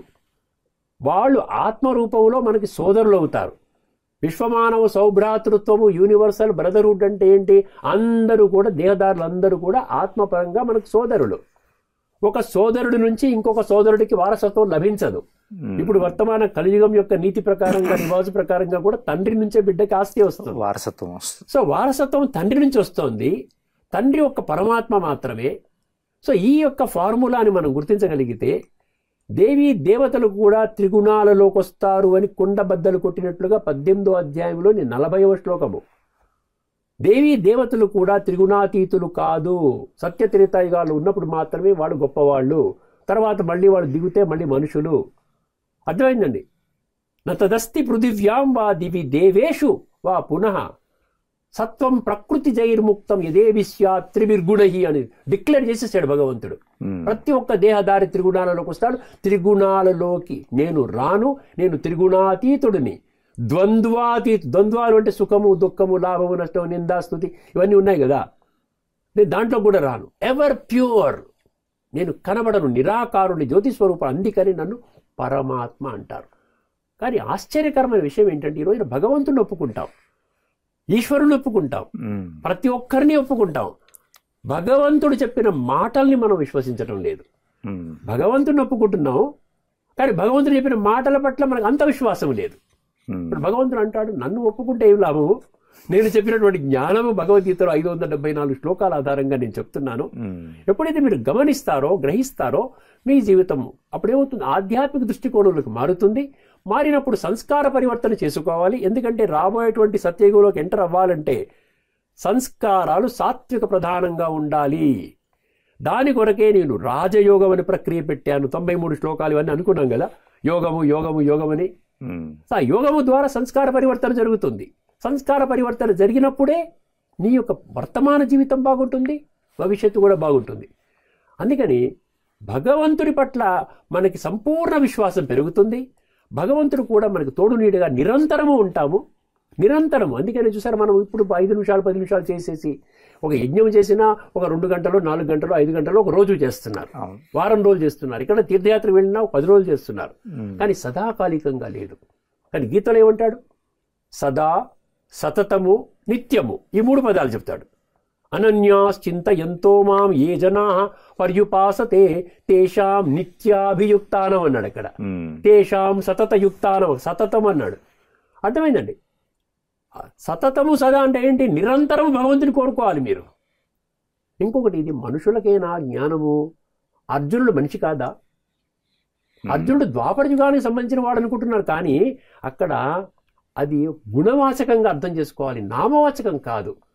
జ్ఞానార్జన చేసేటువంటి వాడు. జ్ఞానము అంటే ఆధ్యాత్మిక జ్ఞానము, జ్ఞానము అంటే ఆత్మజ్ఞానం, పరమాత్మ జ్ఞానం, సృష్టిచక్ర జ్ఞానము, కర్మల గుష్యగతి. సో ఈ యొక్క జ్ఞానాన్ని ఎవరైతే తెలుసుకోవడానికి అతృష్ణ ఉంటుందో వారే సత్యమైనటువంటి అర్జునుడు. ఒక్క అర్జునుడికి భగవంతుడు చెప్పడం కాదు. ఒక అర్జునుడికే భగవంతుడు అయితే మన గురించి ఏంటండి? గీతలో మీకు ఒక ముఖ్యమైన విషయం చెప్తాను. ఇది ఒక అద్భుతమైన సీక్రెట్, ఎవరికి తెలియదు. ఇక్కడ ఉన్నటువంటి ఈ భూమండలం మీదనే ఉన్నటువంటి వాళ్ళని మనుషులు అంటారు కదండి. ఈ విధంగా ఉన్నటువంటి మనుషులు ఇంకేదైనా ప్లానెట్లో ఉన్నారా, గ్రహంలో ఉన్నారా చెప్పండి ఒకసారి. చంద్రమండలం కానీ, మార్స్, శాటర్న్, ఏవో చాలా గ్రహాలు, జూపిటర్ ఉన్నాయి కదా. ఎక్కడైనా ఉంటే ఈ పాటికే నాసా వాళ్ళు కానీ, రష్యా వాళ్ళు కానీ వెళ్ళి పసిగట్టేవాళ్ళు కదా. ఎక్కడా లేరు కదా. భగవద్గీతలో 26 శ్లోకాలలో 5 పదాలు చెప్తాడు. అందులో ఏంటి? ఒకటి మనుష్య అంటాడు. మనుష్యానాం సహస్రేషు 7:3లో. అర్థమైందండి? అనన్యాస్ చింతయంతో మాం ఏ జనా అంటాడు. జనులు వచ్చింది ఇక్కడ మనిషి వచ్చింది, జనులు వచ్చింది. అర్థమైంది? శ్రద్ధావాన్ అనసూయశ్చ శృణుయాదపి యో నరః 1864లో నర అను పదం వచ్చింది. అర్థమైందండి? ఇంకేం రావాలి మీకు? సహయజ్ఞ ప్రజా సృష్ట్వా, ప్రజా వచ్చింది. ఏమేమతం నిత్యమనుతిష్టంతి మానవ వచ్చింది 3:31లో. సో మానవ, మనుష్య, ప్రజ, నర, జన మన గురించేనండి. ఎంతవరకు మన భగవద్గీత కేవలము నేను ఒక రింగ్ సైడ్ వ్యూ లాగా అక్కడ పాపం అర్జునుడు అవస్థపడుతున్నాడు అని ఎంతవరకు అనుకుంటామో మన జీవితము ఉద్ధరింపబడదు. ఈ విషయం గుర్తుపెట్టుకోండి. ఈ శ్రీమద్ భగవద్గీత ప్రతి ఒక్కరు ఏ విధంగా భావించాలి అంటే, వర్తమాన ఈ కలియుగం యొక్క అంతిమ సమయములో, కృతయుగం ఆరంభము కాబోతున్న ఈ మధ్య సమయములో, ఈ సంధి సమయము, భగవంతుడు దీన్ని ఏమంటాడు, పరమాత్మాత్మల కలయిక సమయము, సంగమ సమయము, సంగమ యుగము అంటున్నాడు. ఈ యుగములో నీవు ఈ యొక్క ఆధ్యాత్మిక జ్ఞానాన్ని తెలుసుకోవడమే నంబర్ 1 ప్రయారిటీగా పెట్టుకోవాలి. దీనివల్లనే సంస్కార పరివర్తన జరుగుతుంది. ఈ జన్మ బాగుంటుంది, పై జన్మ బాగుంటుంది. ఇదండి ముఖ్యంగా ఆధ్యాత్మిక దృష్టికోణంలో అర్థం చేసుకున్నప్పుడు మీకు ఈ క్లారిటీ మీకు వస్తుందన్నమాట. చాలా అద్భుతంగా చెప్పారు. చాలామంది గీతకు సంబంధించి వింటున్నప్పుడు ఇది పలానా అర్జునుడికే నాకు కాదు అనుకుంటారు. కానీ దీనివల్ల ఒక స్పష్టత వచ్చింది.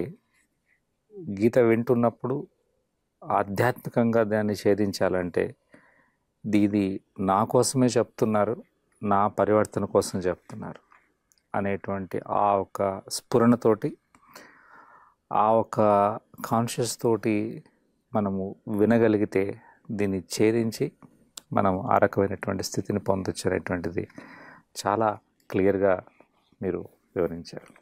మరొక ప్రశ్న మీకు, మరి ఆధ్యాత్మికత తోటి అంటే ఆధ్యాత్మిక జాగృతి, స్పిరిచువల్ అవేర్నెస్ ఆర్ లేకపోతే ఈ వికాసం భక్తి చేయడం ద్వారా జరగదా?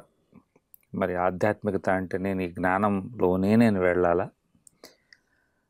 ఈ భక్తి చేయడం వల్ల నేను ఈ రెండింటిని అంటే జాగృతి మరియు వికాసం ఇవి రెండు జరగవా? ఒక జరగనట్లయితే మరి వర్తమానంలో అంటే ప్రజెంట్ ఉన్నటువంటి టైమ్స్లో చాలామంది మెజారిటీ మనుషులు భగవంతుణ్ణి పొందడానికి ఒక భక్తి మార్గమే అంటే సత్యమైనటువంటి ఒక వారసత్వాన్ని కానీ ఒక అవేర్నెస్ని పొందడానికి కానీ భక్తి అనేటువంటిదే చాలామంది ఆచరిస్తున్నారు కదా. మరి దీని మీద కొంచెం మీరు క్లారిటీ ఇవ్వగలరు? అంటే ఏంటి మీరు అడిగిన దాంట్లో ఏంటంటే, భక్తి మార్గము ద్వారా మనం ఈ ఆధ్యాత్మికంగా మనం ఏదైతే లాభాలు మనం పొందుతున్నామో పొందగలుగుతామో పొందలేమా? అంతే అంతే, ముఖ్యంగా అది కదండి. ఇది చాలా ముఖ్యమైనటువంటి విషయం, ప్రతి ఒక్కరు కూడా గమనించాలండి. ఎందుకంటే ఇప్పటి వరకు మనం భక్తి చేస్తూనే ఉన్నాం. మనం చెప్పాలంటే కాలచక్రంలో ద్వాపర యుగం నుండి ఈ భక్తి కోణం మొదలైందండి. అక్కడి నుంచి మనం భక్తి చేస్తూనే ఉన్నాం. ఈ భక్తి సాత్విక ప్రధానంగా ఉండేది స్టార్టింగ్లో. ఇప్పుడు అది కూడా స్టేజెస్ వైజ్ వచ్చి ఈ రోజున భక్తి కూడా కలుషితమైపోయింది. భక్తి కూడా అందులో ఇప్పుడు భగవద్గీతలో భక్తి యోగం అని ఉంది. అవును, భక్తి యోగంలో భక్తి అసలు ఏ విధంగా చెయ్యాలనేది కూడా స్పష్టంగా చెప్పడం జరిగింది. అద్వేష్ట సర్వభూతానాం అంటే భక్తులు ఏ విధంగా పరమాత్మకి దగ్గరవ్వాలి అని చాలా చక్కగా చెప్పారు 2 శ్లోకాల్లో. చాలా జాగ్రత్తగా వినండి ఈ శ్లోకాన్ని. అద్వేష్ట సర్వభూతానాం మైత్ర కరుణ ఏవచ నిర్మమో నిరహంకార సమదుఃఖ సుఖ క్షమీ సంతుష్ట సతతం యోగి యత ఆత్మా దృఢ నిశ్చయ మయ్యర్పిత మనోబుద్ధి యో మద్భక్త సమే ప్రియ అన్నాడు. అటువంటి భక్తుడు ఈ 11-12 లక్షణాలు వివరించాడు అక్కడ. ఎవరి పట్ల ద్వేషం ఉండకూడదు, అందరి పట్ల దయ జాలి కరుణ ఉండాలి, సమంగా చూడాలి, దుఃఖము సుఖములు సమంగా ఉండాలి. ఈ విధంగా చెబుతూ మయ్యర్పిత మనోబుద్ధి అన్నాడు ఆఖరిలో. మనసు బుద్ధిని ఎవరైతే నాకు అర్పిస్తారో అటువంటి భక్తుడంటే నాకు చాలా ప్రియము అన్నాడు. మళ్ళీ అక్కడ భగవద్గీతలో భగవంతుడే చెప్తున్నాడు. ఎందుకంటే దాన్ని విస్మరించారు? భగవంతుడు భక్తి యొక్క నిర్వచనం కూడా ఇవ్వటం జరిగింది కదా.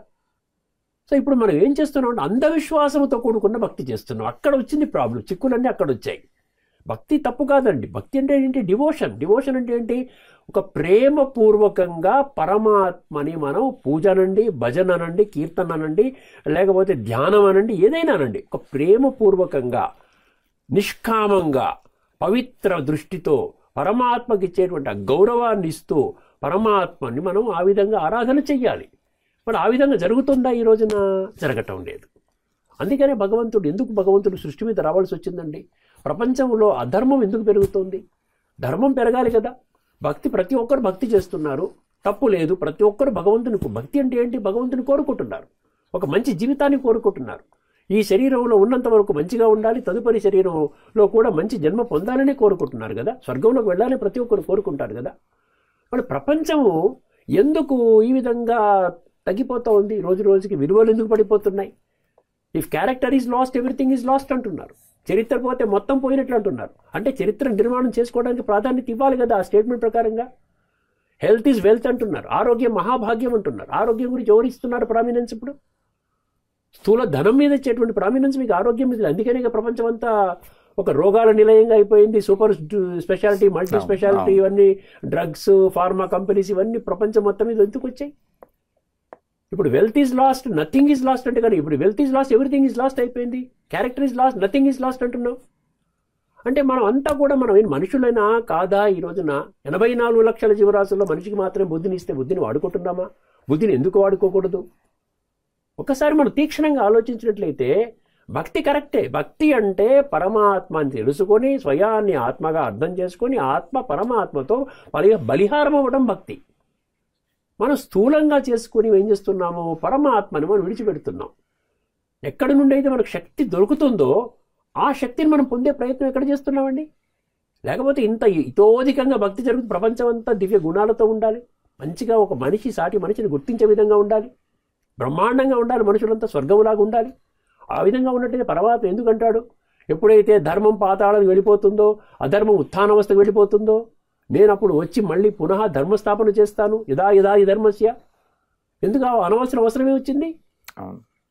ఇక్కడ ముఖ్యంగా 2 శ్లోకాల్లో ఉన్నటువంటి తత్వాన్ని మీకు దృష్టికి తీసుకొస్తున్నాను. 7వ అధ్యాయం 3వ శ్లోకం. ఈ రోజున ప్రపంచంలో అందరూ అంటారు, ఎవరైతే వలేవారు ఒక గురువు కానివ్వండి, ఆ గురువు గారు నాకు ఒక మంత్రం ఇచ్చారంటే వారే నా దృష్టిలో భగవంతుడు. Okay, fine. కొంతమంది దేవీ దేవతలు అంటే ఏమీ లేదు, వాళ్ళు మనలాగే మనుషుల్లాగే ఉంటారు. వాళ్ళు దైవీ గుణాలు ఉన్నాయి, దైవీ సంస్కారాలు ఉన్నాయి. 33 కోట్ల మంది అని చెప్పి ఎవరికి తోచినటువంటి వాళ్ళు దైవాన్ని వాళ్ళు పూజ చేసుకుంటున్నారు, తప్పు లేదు. కానీ ఎక్కడొచ్చింది మిస్టేక్? ఎక్కడొచ్చింది? ఏ దేవతా విగ్రహాన్ని మీరు పూజ చేస్తున్నారో వారిని పరమాత్మ అనుకోవడం అనేది కరెక్ట్ కాదు. ఏ గురువు గారిని అయితే మీరు నమ్ముకున్నారో వారు భగవంతుడు అనుకోవడానికి అది కరెక్ట్ కాదు. ఏ ధర్మస్థాపకుడిని ఈ రోజున మీరు భగవంతుడిగా భావిస్తున్నారో వారు భగవంతుడు అనుకోవడం అది కరెక్ట్ కాదు. ఎందుకంటే దేహధారులను మీరు భగవంతుడు అనుకుంటున్నారు. భగవంతుడికి దేహము లేదని భగవంతుడు చెప్తున్నాడు గీతలో. అర్థమైందండి? నన్ను 2 కళ్ళతో మీరు చూడలేరన్నాడు. 11వ అధ్యాయం 8వ శ్లోకం ఏం చెప్పింది? నతు మాం శక్యసే ద్రష్టుమరేనైవ స్వచక్షుష దివ్యం దదామి తే చక్షు పశ్యమే యోగమైశ్వరం అన్నాడు. నేను 3వ నేత్రాన్ని ప్రసాదిస్తున్నాను, ఆత్మజ్ఞానాన్ని ప్రసాదిస్తున్నాను. ఈ ఆత్మజ్ఞానము ద్వారానే మీరు నన్ను తెలుసుకుంటారు. ఎంత స్పష్టంగా చెప్పాడు. 7వ అధ్యాయం 3వ శ్లోకం ఏం చెప్పిందండి? చాలా ఫేమస్ శ్లోకం, చాలా మంది చెప్తారు, అందరికీ తెలుసును. మన ఘంటసాల గారు కూడా ఈ శ్లోకం పలికారు. మనుష్యాణాం సహస్రేషు కశ్చిత్ యతతి సిద్ధయే యతతామపి సిద్ధానాం కశ్చిన్ మాం వేతి తత్వతః. అక్కడ ఆఖరి పంక్తి చూడండి, కశ్చిన్ మాం వేతి మాం వేతి తత్వతః అంటే ఏంటి? మాం అంటే నన్ను, వేతి అంటే తెలుసుకుంటా. దేని ఆధారంగా? తత్వము ఆధారంగా. తత్వం అంటే వాస్తవంగా నేను ఏ విధంగా ఉన్నాను, నా యొక్క నామ రూప దేశ కాల గుణకర్తవ్య సంబంధ, నేను ఏం చెప్పాను, నా సందేశం ఏమిటి, నా సందేశాన్ని మీరు అర్థం చేసుకున్నారు యథార్థంగా? నేనేం చెప్పాను, మీరేం చేస్తున్నారు? నేను భగవద్గీతలో 574 శ్లోకాలు చెప్పాను మీకు. మీరందరూ నా సంతానం. పితాహమస్య జగత అంటే ఏంటి? అర్జునుడు అనుకుంటున్నాం ఈ రోజున. అర్జునుడు ఏమన్నాడు? పితాసి లోకస్య చరాచరస్య అన్నాడు. చరాచర జగత్తు నీ ఒక్కడవే భగవంతుడు అని అర్జునుడు ఒప్పుకున్నాడు కదా. అందుకని ఇక్కడ ఏమంటున్నాడు? వేల కొలది మనుషులలో ఒకానొకడు మాత్రమే జ్ఞానసిద్ధి కోసం ప్రయత్నం చేస్తాడు. అట్లు ప్రయత్నం చేసినటువంటి అనేకులలో ఒకానొకడు మాత్రమే నన్ను వాస్తవంగా నా యొక్క సత్యస్వరూపాన్ని తెలుసుకొని నేను చెప్పినటువంటి మార్గములో నడుస్తాడు. ఎందుకన్నాడు ఆ విధంగా? మీరేమంటారు?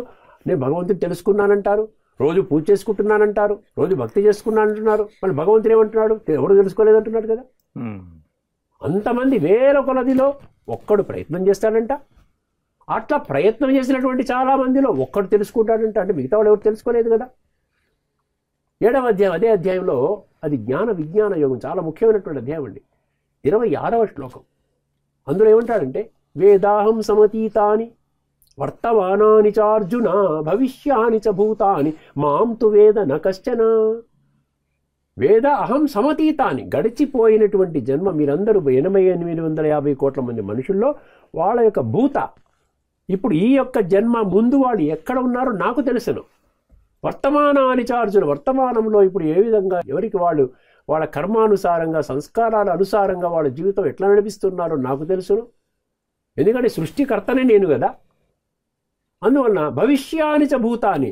భవిష్యత్తులో ఎవరెవరు సత్యయుగంలోకి వస్తారు, ఎవరెవరు ద్వాపరయుగంలోకి వస్తారు, ఎవరు త్రేతాలోకి వస్తారు, ఎవరు కలియుగంలోకి వస్తారు, అది నాకు తెలుసును. కానీ నా గురించి ఎవరికి తెలియదు అన్నాడు. మాం తు వేద నా వేద కశ్చన. అంటే ఏ ఒక్కడికి కూడా నా గురించి తెలియదు. ఎందుకన్నాడు ఆ విధంగా? ఎప్పుడైనా బుద్ధినేత్రాన్ని తెలుసుకొని ప్రశ్నించుకున్నామా? భగవద్గీతలో ఈ 2 శ్లోకాల్లో నా గురించి అతి కొద్ది సంఖ్యలో మాత్రమే తెలుసని 7:3లో చెప్పాడు. అసలు నా గురించి ఎవరికీ తెలియదు అని చెప్పి 7:26లో చెప్పాడు. మళ్ళీ 7:19లో ఏమంటాడు? కాలచక్రంలో ఇది ఆఖరి శ్వాసలో ఉన్నటువంటి సమయం మీరు గుర్తించండి. It's a call of time, call of God.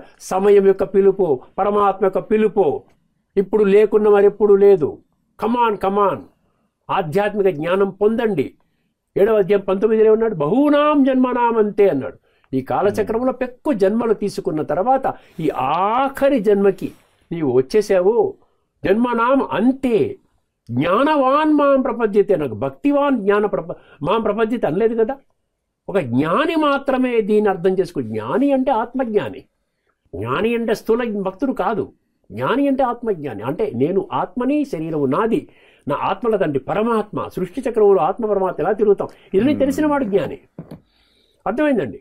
అందువల్ల నా గీతలో చాలా స్పష్టంగా అక్కడ ఏమన్నాడు? జ్ఞానవాన్ మాం ప్రపద్యతే అంటూ ఏమంటాడు అక్కడ? స మహాత్మ సుదుర్లభ అంటాడు. కానీ ఆ విధంగా నేను ఎంత చెప్పినప్పటికీ కూడా అర్థం చేసుకున్నవాడు అతి కష్టంగా నాకు దొరుకుతున్నారు నా పిల్లలు. నన్ను కరెక్ట్గా అర్థం చేసుకొని వాస్తవంగా నేను ఆత్మని, నా తండ్రి పరమాత్మ, ఈ యొక్క కాలచక్ర జ్ఞానము, ఈ విధంగా కర్మల గుషగతి తెలుసుకొని సంస్కార పరివర్తన చేసుకునేటువంటి వాళ్ళు అతి కష్టం. స మహాత్మ, స పాపాత్మ అనలేదు, స మహాత్మ సుదుర్లభ అన్నాడు. అతి కష్టం కింద మనుషులు దొరుకుతున్నారు. చూసా, ఇప్పటికే సుమారు 15-16 లక్షల మంది 145 దేశాలలో ఉన్నటువంటి వాళ్ళు 90 సంవత్సరాలుగా ఈ ప్రజాపిత బ్రహ్మకుమారి ఈశ్వర విశ్వవిద్యాలయం వారు ఈ యొక్క సంస్థని సాక్షాత్తు ఆ నిరాకారుడు జ్యోతిస్వరూపుడు పరంపిత పరమాత్మ ఈశ్వరుడు అంటున్నాం, వారే స్థాపన చేశారు. ఏ మనిషి స్థాపన చేసిన సంస్థ కాదు ఇది. 9వ అధ్యాయం 11వ శ్లోకంలో చెప్పినట్టుగానే ఏమన్నాడు? అవజానంతి మా మూఢ మానుషిం తనుమాశ్రితం అన్నాడు. నేను ఒక సాధారణ మనిషి శరీరాన్ని అధిరోహించి, ఎందుకంటే నాకు శరీరం లేదు కదా, పరమాత్మని నేను మీ అందరికీ సందేశం ఇవ్వాలంటే నేనేం చెయ్యాలి? నాకు శరీరం కావాలి. నేనేదో ప్రేరణ ద్వారా, నువ్వు ఆకాశవాణి ద్వారా నేను ఇవ్వను. ప్రత్యక్షంగా నేను వచ్చి చెప్తున్నప్పుడే నా మాట వినటం లేదు. ఆకాశవాణి కింద ఎవరు వింటారన్నమాట? అవజానంతి మా మూఢ మానుషిం తనుమాశ్రితం పరంభావం అజానంత మమ భూత మహేశ్వరం అన్నాడు. నేను నా పరమ భావం, పరమ సంకల్పం సృష్టి పరివర్తన, మళ్ళీ పునః నూతన సృష్టి ప్రారంభించడానికి నేను వస్తున్నాను. అర్థమైందండి? మమ భూత మహేశ్వరం అన్నాడు. భూత అంటే 850 కోట్లండి. ఈ పంచభూతాలతో చేపట్టినటువంటి వస్త్రాన్ని ధరించిన ప్రతి ఒక్కరు కూడా ఇందులో అందరికీ కూడా నేను ఈశ్వరుణ్ణి, శాసకుణ్ణి. అందువల్ల నా మాటని గమనించండి. నేను పరమాత్మని ఈ సృష్టి మీద అవతరించి ప్రత్యక్షంగా నేనే జ్ఞానం చెప్తున్నాను. కాబట్టే భగవద్గీతలో భగవాను వాచకి కరెక్ట్గా మ్యాచ్ అవుతుంది. నేనే భగవంతుణ్ణి, భగవంతుడు అడిగినటువంటి మాటలే మన భగవద్గీత శ్లోకాల్లో కూడా. ఎందుకంటే ఇది పునః ప్రతి కల్పము కూడా చెప్పడం జరుగుతుంది. కాబట్టి ఈ దృష్టికోణంలో మనం ఆలోచించినట్లయితే భక్తి మార్గంలో ఇవన్నీ పొందుతాము అంటే ఖచ్చితంగా పొందుతారు. ఎప్పుడు భక్తి యోగములో భగవంతుడు చెప్పినటువంటి విధానాన్ని నువ్వు ఆ పనంగా వెళితే అప్పుడు అక్కడ భక్తి కూడా ఏమంటున్నాడు? ఆత్మగా అర్థం చేసుకోవాలి, పరమాత్మని స్మృతి చేయాలి, ఆ స్వచ్ఛమైనటువంటి సత్యమైన భక్తి చేయాలి. కానీ అక్కడ మూఢభక్తి వద్దన్నాడు. అవజానంతి మా మూఢ అంటే మూఢభక్తిలో మీరు నన్ను పొందలేరు అని చెప్పాడు. అర్థమైంది? ఈ స్పష్టత మన గీతలో అనేక శ్లోకాల్లో ఉందండి. తప్పకుండా మీరు గీతని ఆధ్యాత్మిక దృష్టికోణంలో అర్థం చేసుకోవాలి అంటే ఖచ్చితంగా మీరు పొందడానికి అవకాశం ఉందండి. చాలా అద్భుతమైనటువంటి వివరణ ఇచ్చారు. ఇది వరకు 2-3 ప్రశ్నల కంటే ముందు నేను చక్రంలో రాను కాబట్టి నేను మీకు చెప్పాలి అంటే ప్రకృతి కావాలి. ఆ రకంగా నిరాకారుడు ఒక శరీరాన్ని ఆధారంగా చేసుకొని జ్ఞానం ఇస్తేనే అతను ఈ యొక్క చక్రం అవతల ఉంటాడు. చక్రంలోకి వచ్చానంటే మళ్ళీ నేను కూడా మీలాగా సాత్విక, రాజసిక, ఈ యొక్క స్టేజెస్లో వస్తాను. ఇది చాలా క్లియర్గా ఎక్స్ప్లెయిన్ చేశారు. రెండవది, భక్తి అనేటువంటిది ఏ రకంగా చేస్తాం, స్థూలంగా చేస్తామా, సూక్ష్మంగా చేస్తామా, ఈ యొక్క క్లారిటీ అంటే దాన్ని తెలుసుకొని చేసుకోవటం అయితే అది ఆధ్యాత్మికం అవుతుంది. స్థూలంగా చేస్తే ఇదివరకు ఆల్రెడీ మీరు వివరించినట్టుగా ధార్మికం అవుతుంది. చాలా క్లియర్గా ఎక్స్ప్లెయిన్ చేశారు. చాలా చాలా ధన్యవాదాలు. అయితే మరి ఇవన్నీ కూడా ధార్మికం, ఆధ్యాత్మికం, ఇవన్నిటిని కూడా తెలుసుకోవాలి, ఆధ్యాత్మిక జాగృతి నాకు తీసుకురావాలి అంటే భగవంతుడే స్వయంగా చెప్పినటువంటి రాజయోగాన్ని నేను అభ్యాసం చెయ్యాలి అని అనుకుంటే దానికి ఎలా వెళ్ళాలనేటువంటిది కొంచెం మీరు వివరంగా తప్పకుండానండి. ఎందుకంటే ఇప్పుడు మనకు చాలా విషయాలు మనం తెలుసుకున్నాం. భగవద్గీతను ఆధ్యాత్మిక దృష్టికోణంలో తెలుసుకుంటే ప్రతి ఒక్కరూ ఏం అర్థం చేసుకోవాలంటే, నా జీవితాన్ని నేను సమూలంగా పరివర్తన చేసుకోవాలి అంటే శ్రీమద్ భగవద్గీతని ఆధ్యాత్మిక దృష్టికోణంలో, తత్వజ్ఞాన కోణంలో తెలుసుకోవాలి. 7వ అధ్యాయం 3వ శ్లోకంలో మాం వేత్తి తత్వత అతి కొద్ది సంఖ్యలో మాత్రమే ఉన్నారన్నారు. సో ఈ విధంగా తెలుసుకోవడానికి భగవంతుడే స్వయముగా స్థాపన చేసినటువంటి సంస్థ ప్రజాపిత బ్రహ్మ కుమారి ఈశ్వరి విశ్వవిద్యాలయం, mount Abu global head quarters అండి. సుమారు 5,000 రిజిస్టర్డ్ సేవా కేంద్రాలు విశ్వవ్యాప్తంగా 145 దేశాలలో స్థాపించబడి ఉన్నాయి. ఇది కాకుండా సబ్ సెంటర్స్ అని, గీతా పాఠశాల అంటారు, ఇటువంటి చిన్న చిన్న సేవా కేంద్రాలు కూడా సుమారుగా ఒక 25,000 సేవా కేంద్రాలు ఉన్నాయి. భారతదేశంలో ముఖ్యంగా చాలా చోట్ల ప్రతి ఒక్కరికి 1 కిలోమీటర్ 2 కిలోమీటర్ దూరంలోనే ఈ బ్రహ్మకుమారి సేవా కేంద్రం దొరుకుతుంది. ఇది భగవంతుడే స్థాపన చేసిన సంస్థ అన్న విషయాన్ని మీరు ఖచ్చితంగా అర్థం చేసుకొని భగవంతుని యొక్క సమగ్ర పరిచయం, సంపూర్ణ పరిచయం, ఖచ్చితమైన పరిచయం మీరు తెలుసుకోవడానికి, అదేవిధంగా స్వయం యొక్క పరిచయం అంటే నేను ఆత్మని, నా తండ్రి పరమాత్మ, ఈ ఆత్మ పరమాత్మని ఈ యొక్క కలయికని రాజయోగము, ఈ రాజయోగము ద్వారా మనలో ఉన్నటువంటి వికారి గుణాలు పోయి దివ్య గుణాలు వస్తాయి, దివ్య శక్తులు వస్తాయి, సంస్కార పరివర్తన జరుగుతుంది. ఈ యొక్క విధానము తప్ప ఇంకా వేరే విధానం లేదు మన జీవితాన్ని ఉన్నతంగా తయారు చేసుకోవడానికి. రాబోయేటువంటి కాలచక్రంలో భగవంతుడు ఏం చెప్తున్నాడు, నూతన యుగం అనేది ప్రారంభం కాబోతున్నది, కొత్త కల్పం రాబోతున్నది. అందులోకి రావాలి అంటే భగవద్గీతలోనండి చాలా స్పష్టంగా 2 శ్లోకాలు ఉంటాయి. మీకు ఆ శ్లోకాలు నేను ఒక్కసారి మీరు అర్థం చేసుకుంటే, చిట్ట చివరికి శరీరాన్ని విడిచిపెట్టేటప్పటికి మీ యొక్క సంస్కారాల ఆధారంగా మీకు జన్మ ఉంటుంది అని స్పష్టం చేస్తాడు. పురుష ప్రకృతిస్థో హి భుంక్తే ప్రకృతిజాన్ గుణాన్ కారణం గుణసంగోస్య సత్ అసత్ యోని జన్మసు అంటాడు. మీరు చదువుకోండి 13:21. సంస్కారాలు మాత్రమే సత్ జన్మ, సత్ యోని అసత్ యోని అంటాడు. సత్ యోని అంటే సత్యత్రేత, అసత్ యోని అంటే ద్వాపర కలి. కాబట్టి ఇప్పుడు మనం ఏం చెయ్యాలి, ఈ ఒక్క జన్మకే పరిమితం చేసుకోవడానికి ఇంద్రియ సుఖాలను పెట్టుకుని ఈ సాధనాలను సమకూర్చుకుంటూ నా జీవితాన్ని ఆ విధంగా ఇప్పటి వరకు ఎలా గడుపుతున్నాను అలాగే గడపాలా, లేకుండా ఉంటే ఈ జ్ఞానం ఆధారంగా నేను స్థానిక దగ్గరలో ఉన్నటువంటి సెంటర్కి వెళ్ళి అక్కడ ఉచితంగానే 7 రోజుల కోర్సు అని ఇస్తారు. తర్వాత మీకు ఇంట్రెస్ట్ ఉన్నట్లయితే అడ్వాన్స్డ్ కోర్సు, మెడిటేషన్ ఇవన్నీ నేర్పిస్తారు. తర్వాత అంచెలంచెలుగా మీకు స్వయం యొక్క పరిచయం అర్థమవుతుంది, అనుభవం అవుతుంది, పరమాత్మ పరిచయం అర్థమవుతుంది, సంస్కార పరివర్తన దిశకు వస్తారు. కొద్ది రోజులు మీరు ప్రయత్నం చేసినట్లయితే దీనికి ఎటువంటి ఫీజు లేదండి. మీరు చేయవలసిందల్లా ఏంటంటే ప్రతి ఒక్కరు కూడా కేవలం ప్రతిరోజు ఒక 40-45 నిమిషాలు తీసుకుంటే సరిపోతుంది. లేక 1 గంట అనుకోండి, 24 గంటల సమయం, 1440 నిమిషాల సమయం, అందులో ఒక 40 నిమిషాలు కొద్ది రోజుల కోసం వెళ్ళి ప్రయత్నం చేయండి. ఉచితంగా దొరుకుతున్నది, భగవంతుడు ఉచితంగా దొరుకుతాడు. భగవంతుడు మనం నిలువెత్తు ధనం పోసినా మనం కొనుక్కోలేము. అందుకనే ఈ విధంగా ఉన్నటువంటి 30-35 వేల సేవా కేంద్రాలు, ముఖ్య కేంద్రాలు, అదేవిధంగా హైదరాబాద్ ఇప్పుడు మనం కూర్చున్నటువంటి ఈ స్టూడియో 40 ఎకరాల స్థలము, ఇది శాంతి సరోవరం, ఒక 21 సంవత్సరం నుండి ఇది నడుస్తోంది. ఇక్కడికి కూడా హైదరాబాద్లో, సికింద్రాబాద్లో ఉన్నటువంటి వాళ్ళు ఇక్కడికి కూడా రావచ్చును, లేక దగ్గరలో ఎక్కడైతే వింటున్నారో ప్రతి ఊర్లో కూడా ఈ యొక్క బ్రహ్మకుమారి రాజయోగ శిక్షణా కేంద్రాలని నెలకొల్పబడి ఉన్నాయి. ఐక్యరాజ్య సమితి దీన్ని గుర్తించింది, ఎన్నో రివార్డ్స్ వచ్చాయి. యుఎన్ఓలో కూడా పర్మనెంట్ ఆఫీస్ ఉంది ఈ సంస్థకి. భగవంతుడి యొక్క మంచి విషయాలు చెప్తున్నారు కాబట్టి, భగవంతుడు విశ్వాత్మలందరికీ ఒక్కరే కాబట్టి ప్రపంచంలో ఉన్న ప్రతి ఒక్క వ్యక్తి కులము, మతము, జాతి, వర్ణము, వర్గము, రంగు, రూపు లేకుండా ప్రతి ఒక్కరికి కూడా ఈ యొక్క జ్ఞానము ఇప్పుడు ఈ క్రిటికల్ సమయంలో ప్రతి ఒక్కరికి అవసరము. అందువల్ల ప్రతి ఒక్కరికి నేను ఒకటే కోరుకుంటున్నాను, ఈ గీతా జయంతి మహోత్సవం సందర్భంగా ఏర్పాటు చేసిన ఈ కార్యక్రమంలో తుది సందేశంగా ప్రతి ఒక్కరూ కూడా ఈ యొక్క జ్ఞానాన్ని చాలా తీవ్రమైన విషయంగా భావించి దగ్గరలో ఉన్నటువంటి సేవా కేంద్రానికి వెళ్ళి మీరు రాజయోగ అభ్యాసం ద్వారా మీ యొక్క జీవితాన్ని కూడా పరమాత్మ నిర్దేశించిన మార్గంలో ఆ విధంగా ప్రయాణం చేస్తారని నేను మనస్ఫూర్తిగా కోరుకుంటున్నానండి. ధన్యవాదాలు.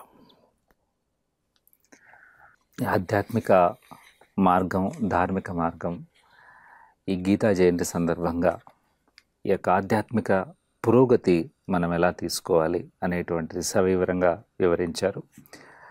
ఈ చూసినటువంటి శ్రోతలు అందరూ కూడా మీ దగ్గరలో ఉన్నటువంటి బ్రహ్మకుమారీస్ యొక్క సేవా కేంద్రంలో సంప్రదించి అక్కడ ఈ యొక్క 7 days కోర్స్ తీసుకొని మీ యొక్క ఆధ్యాత్మిక ప్రయాణాన్ని సత్యమైనటువంటి భగవద్గీత ఆధారంగా మీరు చేయగలరని సవినయంగా కోరుకుంటూ మనస్ఫూర్తిగా మీకు బ్లెస్సింగ్స్ని ఆ భగవంతుడు ఇవ్వాలని కోరుకుంటూ సెలవు తీసుకుంటున్నాం. ధన్యవాదాలు. ఇక మరిన్ని ఈ యొక్క ఆధ్యాత్మిక సంబంధించినటువంటి కార్యక్రమాలు చూడాలంటే శాంతి సరోవర్ యొక్క యూట్యూబ్ ఛానల్ చూస్తూ ఈ కార్యక్రమాన్ని ఇంతసేపు వివరించినటువంటి ఎన్నో విషయాలను మనకు చాలా ఈజీగా ఎక్స్ప్లెయిన్ చేసినటువంటి త్రినాథ్ గారికి ధన్యవాదాలు. థ్యాంక్స్. నమస్కారం అండి. ఓం శాంతి. ఓం శాంతి.